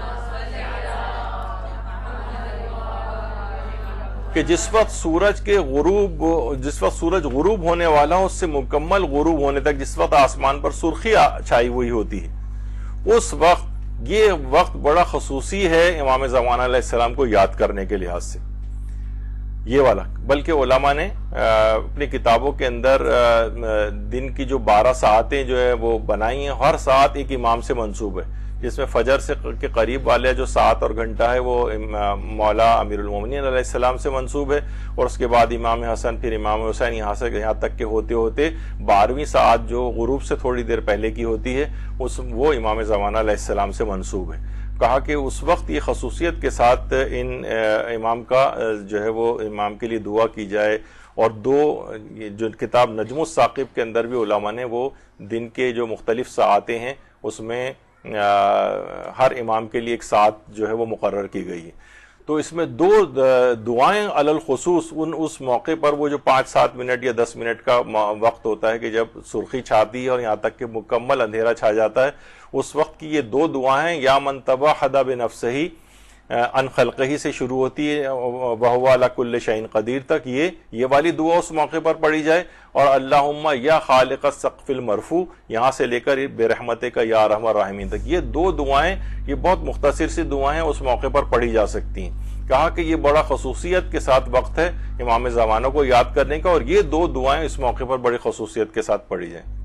اس کو بھی ہم کوشش کریں گے کہ اس پر لگا دیں تاکہ آپ لوگوں کو ایسے زحمت نہ ہو، اس کا پرنٹ آؤٹ نکال کے رکھ لینا چاہیے، اور روزانہ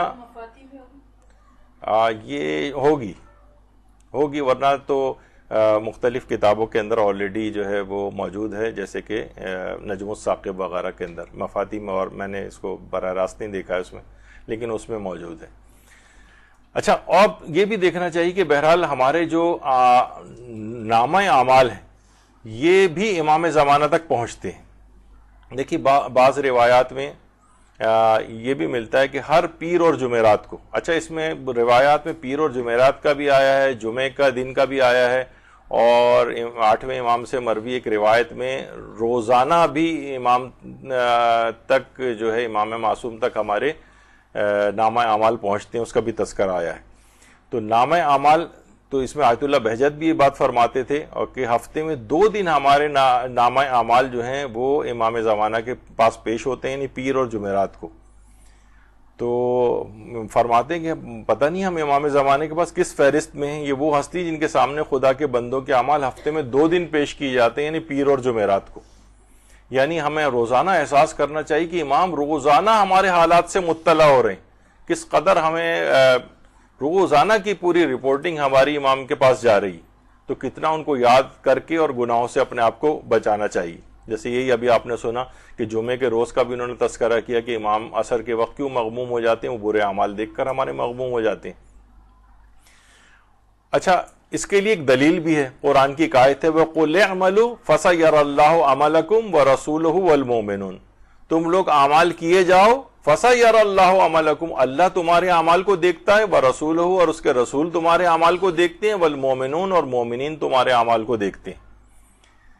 عمل کیے جاؤ، یعنی یہ سب ہمارے اعمال سے واقف ہیں۔ کل شیء احصیناہ فی امام مبین، ہر چیز جو احصا کر دی گئی ہے امام مبین میں، تو وہ ہر چیز سے ہماری واقف ہے۔ اور خود امام فرماتے ہیں کہ ہم تمہارے اعمال سے مکمل باخبر ہیں، اور تمہاری کوئی بات ہم سے پوشیدہ نہیں۔ یہ خود امام نے بہار میں امام زمانہ علیہ السلام کا قول جو ہے اس میں نقل ہوا ہے۔ اللہم صلی علی محمد وعلی محمد۔ روایات میں یہ بات بھی آئی ہے کہ ہمارے نامہ اعمال پیغمبر اسلام کے پاس بھی ہفتے میں 2 دن، اللہم صلی علی محمد وعلی محمد، ہر پیر اور جمعرات کو پیش کیے جاتے ہیں۔ اور ایک روایت میں امام رضا علیہ السلام سے بھی ہے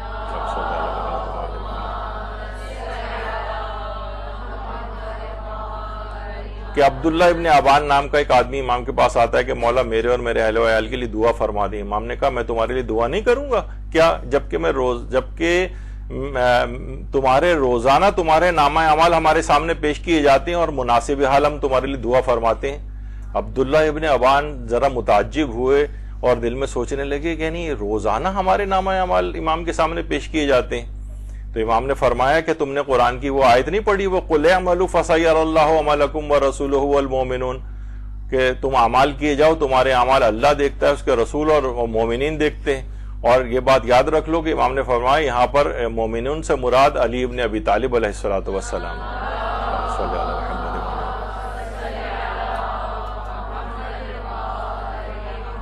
اور علماء فرماتے ہیں، اور روایات کے اندر بھی یہ بات آئی ہے کہ جو بات ایک معصوم کے لیے ثابت ہے وہ سب معصومین کے لیے ثابت ہوتی ہے، کیونکہ وہ نفس واحد کی صورت میں ہے اور کلنا محمد کے مصداق ہیں، تو لہٰذا جو ایک کے لیے ثابت ہے وہ سب کے لیے، جو بھی امام ہو وہ اس کے پاس وہ تمام اعمال جو ہیں وہ پیش کیے جاتے ہیں۔ تو کس قدر ہمیں چوکنا ہو کر بیٹھنا ہے۔ اسی طریقے سے دعائے عہد جو ہے یہ اس کو کوشش کر کے ہفتے میں کم سے کم 1 دن ضرور پڑھ لینا چاہیے۔ اور سونے سے پہلے بھی کچھ خصوصی طور پر چیزیں ہیں، کچھ سورے ہیں جو ہمارے 5ویں امام نے تعلیم فرمائے ہیں، سورہ مصبحات، یعنی سورہ حدید، حشر، صف، جمعہ، تغابن اور اعلیٰ کی تلاوت کر کے سوئے تو وہ امام زمانہ کی زیارت سے مشرف ہوئے بغیر نہیں مرے گا، اور اگر زیارت کیے اور اگر بغیر زیارت کیے مر بھی جائے تو وہ رسول اللہ کے جوار میں رہے گا۔ تو یہ بہت ہے، اس میں کوشش کریں، سب چھوٹے چھوٹے سورے ہیں، اس میں کوئی بھی بڑا سورہ نہیں ہے، تو لیکن جتنی بھی جس کی توفیق ہو، کوئی سا 1 سورہ پڑھ لے، 3 سورے پڑھ لے، 2 سورے پڑھ لے، روزانہ نہیں پڑھ سکے تو کوئی 1 دن ہفتے میں مقرر کر لے، نہیں تو 15 دن، 1 مہینہ، کچھ تو اس متعلق جو ہے وہ کسی زمرے میں شامل ہو جائے۔ تو ہمارے ہاں تو ہمتیں اتنی کم ہو گئی ہیں کہ 3-4 چیزیں بھی کسی کو بتا دی جائیں تو سوچتا ہے کہ بس اب تو میں پورے دن کے عوض میں تسبیح لے کے بیٹھا رہوں اور کوئی دنیا کا کام نہ کروں، جبکہ فضولیات میں ٹی وی وغیرہ میں دیکھیں تو کتنا وقت ہمارا ضائع ہوتا ہے۔ اسی طریقے سے امام کو یاد رکھنے کے لیے امام زمانہ کے لیے حج و عمرہ انجام دینا. لوگ ہر سال اپنے لیے حج و عمرہ اس لحاظ سے انجام دے رہے ہوتے ہیں، بلکہ مومنین یہ بھی کر سکتے ہیں. اگر اب اتنا مہنگا بھی ہو گیا ہے اور سب کچھ اگر نہیں کسی کی اتنی حیثیت، تو بہت سارے مل کے پول بنا کے کسی بھی ایک عالم کو بھی بھیج سکتے ہیں کہ بھئی آپ امام زمانہ کی نیابت میں عمرہ کریں، یا کچھ بھی سب لوگ کنٹریبیوٹ کریں. یعنی امام سے ایک رابطے اور ان سے محبت کا کسی طور پر ایک اظہار ہو. اور اسی طریقے سے تو یہ امام زمانہ کے لیے حج و عمرہ انجام دینا.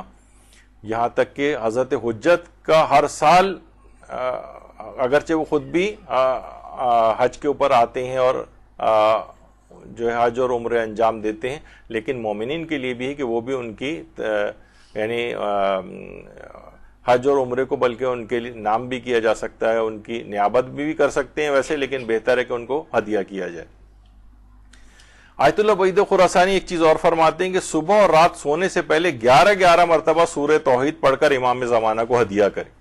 فرماتے ہیں یہ کام آپ کی روح کے لیے اکسیر احمر بن جائے گا، اور یہ ایک ایسا یہ جو سورہ کا تحفہ ہے نا، 11 دفعہ صبح اور 11 دفعہ شام، یہ اس کا ایک خاص اثر ہے، اور یہ ہدیہ کبھی امام کی بارگاہ سے رد نہیں ہوتا. یعنی روزانہ ہدیہ آپ 11 سورہ اخلاص کا صبح کو بھیج رہی ہیں اور رات کو بھیج رہی ہیں.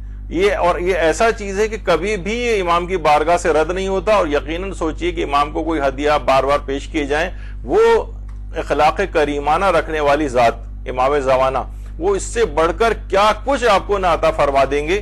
یعنی یہ ممکن نہیں ہے کہ آپ ان کو ہدیے پہ ہدیہ بھیجتی. مثلا آپ کو بھی کسی کو ہدیہ، آپ کو کوئی ہدیہ دیتا ہے تو آپ کو شرمندگی محسوس ہوتی ہے، فوراً مثلا کھانا کسی کے آتا ہے تو آپ بھی اس میں ڈال کے ڈونگے میں ان کے ہاں بھی کھانا بھجواتی ہیں. کوئی ہدیہ آتا ہے تو آپ بھی جواباً ہدیہ دیتی ہیں. تو امام زمانہ علیہ السلام جیسا کریم، یعنی وہ آپ کو کیا کچھ اس کے مقابلے میں عطا نہ فرمائیں گے. تو یہ بھی ان کا ایک طریقہ کار ہے. اور سورہ مومنون کی تلاوت اور زیادہ صدقہ دینا، یہ امام کی غیبت کی مصیبت کو ختم کرتا ہے. آیت اللہ بہجت فرماتے ہیں سورہ مومنون کی تلاوت اور امام کے لیے زیادہ سے زیادہ صدقہ دینا، یہ بڑی خصوصیت ہے اس کے اندر. اور صدقہ سلامتی امام زمانہ، اب اتنا وقت نہیں ہے ہمارے پاس، بالکل ٹائم ختم ہو گیا ہے، دوسرا لیکچر بھی ہونا ہے. اور امام زمانہ کے لیے صدقہ نکالنے میں وہ احتیاط کا پھر تذکرہ کر دیں. لوگ عام طور پر صدقہ نکال کے خود کھا جاتے ہیں اس کو، اور سوچتے ہیں کہ امام کا ہی تو صدقہ ہم خود کھا لیں. تو یہ علماء نے فرمایا کہ نہیں، جب کسی غریب شیعہ کو دیں گے تبھی اس کا ثواب ملے گا، یہ نہیں کہ اس کو صدقہ نکال کے آپ خود کھا جائیں.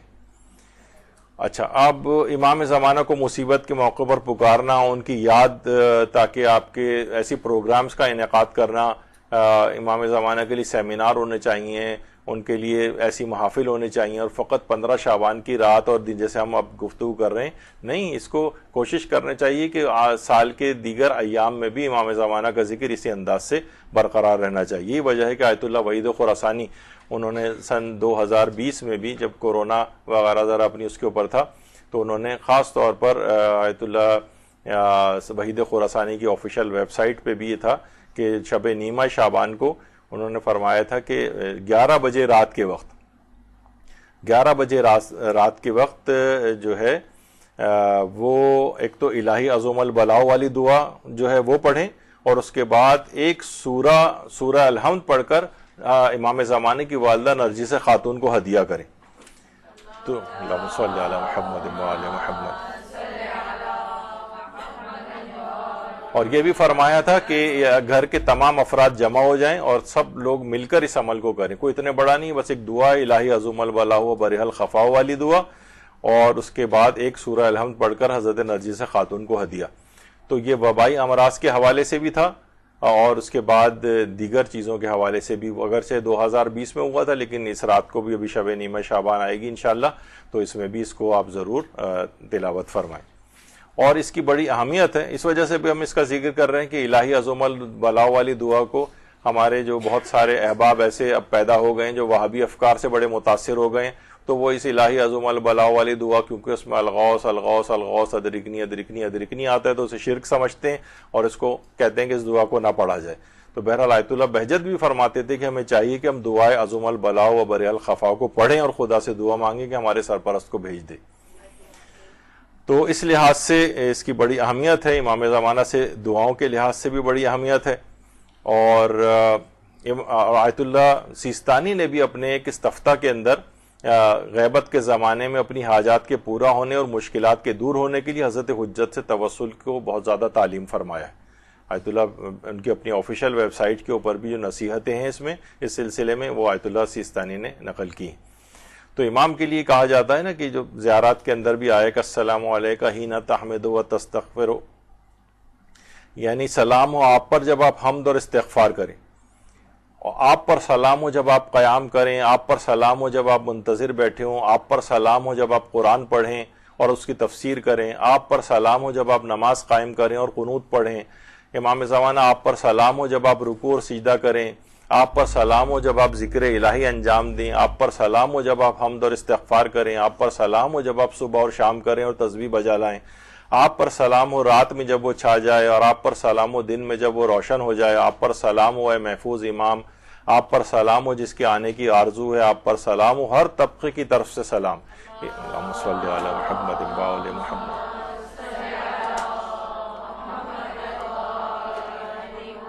یعنی کوئی موقع، کوئی پہر، کوئی گھڑی ایسی نہ ہو جب آپ کی طرف سے امام کو سلام نہ پہنچے. امام کے ایک ایک چیز پہ، ایک ایک حرکت پہ، امام کی ایک ایک ایکٹیویٹی پہ، ہر چیز پر آپ سلام ان کو بھیجیں. تو سوچئے کہ جب امام تک یہ سلام پہنچے گا، ایک سلام ایک دعا ہے نا، تو جواباً امام آپ کے لیے کس قدر دعائیں جو ہے وہ فرمائیں گے. تو یہ خصوصیت کے ساتھ کرنا چاہیے.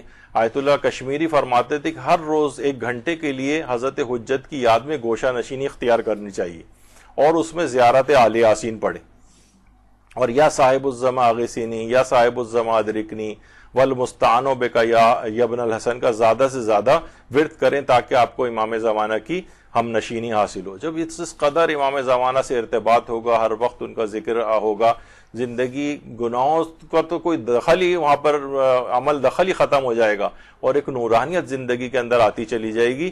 اور زیارت آل یاسین پڑھنے والے کے متعلق بات کہی جاتی کہ مستجاب، جیسے زیارت عاشورہ کو پڑھنے والا ہے، زیارت عاشورہ اور زیارت آل یاسین یہ جو ہے مستجاب الدعوات بھی ہو جاتے ہیں، ان کی ہر دعا قبول ہوتی ہے. اچھا، کوشش کریں امام زمانہ علیہ السلام کو روزانہ اپنے واجبات اور مستحبات بھی ہدیہ فرمائیں.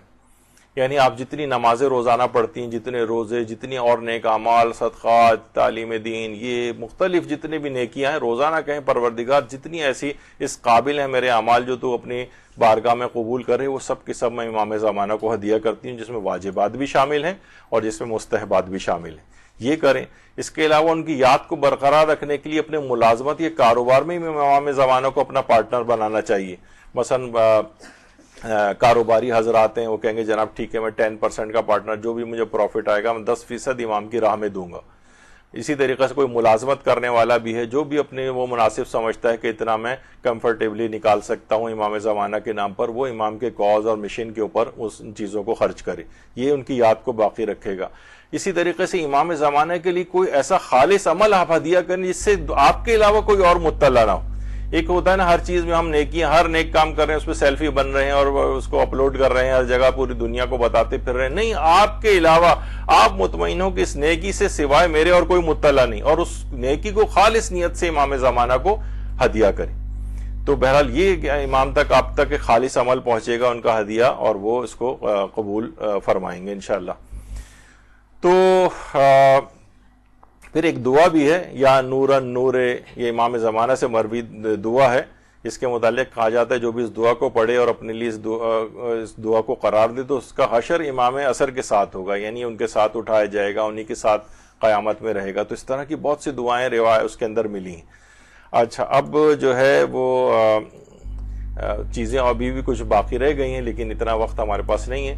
تو بہرحال آپ نے دیکھا کہ پورا تھیم اور یہ سب چیزیں اس بات کی متقاضی بنی کہ ہم بہت سی چیزیں ذکر نہیں کر سکے، لیکن بہرحال یہ کہ دن کے مختلف اوقات کے اندر جب آپ دیکھیں گے کہ آپ امام زمانہ کی یاد میں محو رہیں گی، ان کے لیے زیارت پڑھیں گی، ان کے لیے دعائیں پڑھیں گی، ان کے لیے ظہور کی دعائیں مانگیں گی، اپنے آپ کو اس قابل بنائیں گی کہ ہم امام زمانہ علیہ السلام کے لیے تیاری کر لیں. تو پھر دیکھیں گے جب دلوں میں امام زمانہ کا ظہور ہو جائے گا تو پھر ان کا ظاہری ظہور بھی دور نہیں رہے گا.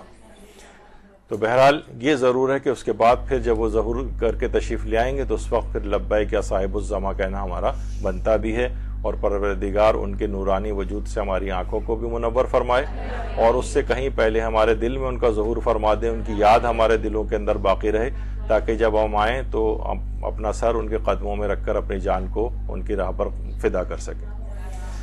تو یہاں پر ہم گفتگو کا اس کو اختتام کرتے ہیں۔ کچھ امام زمانہ کو آپ نے دیکھا کہ یاد کرنے کے لحاظ سے کچھ خصوصی اوقات کا تذکرہ ہوا، ایام کا تذکرہ ہوا، دعاؤں کا تذکرہ ہوا، زیارات کا تذکرہ ہوا، اعمال نیک کا تذکرہ ہوا۔ یہ ان تمام چیزوں کا تھیم یہی ہے کہ جب یہ اعمال انجام دیں گے تو ہر وقت ان کی یاد باقی رہے گی، جو یاد دلوں سے نکل گئی ہے۔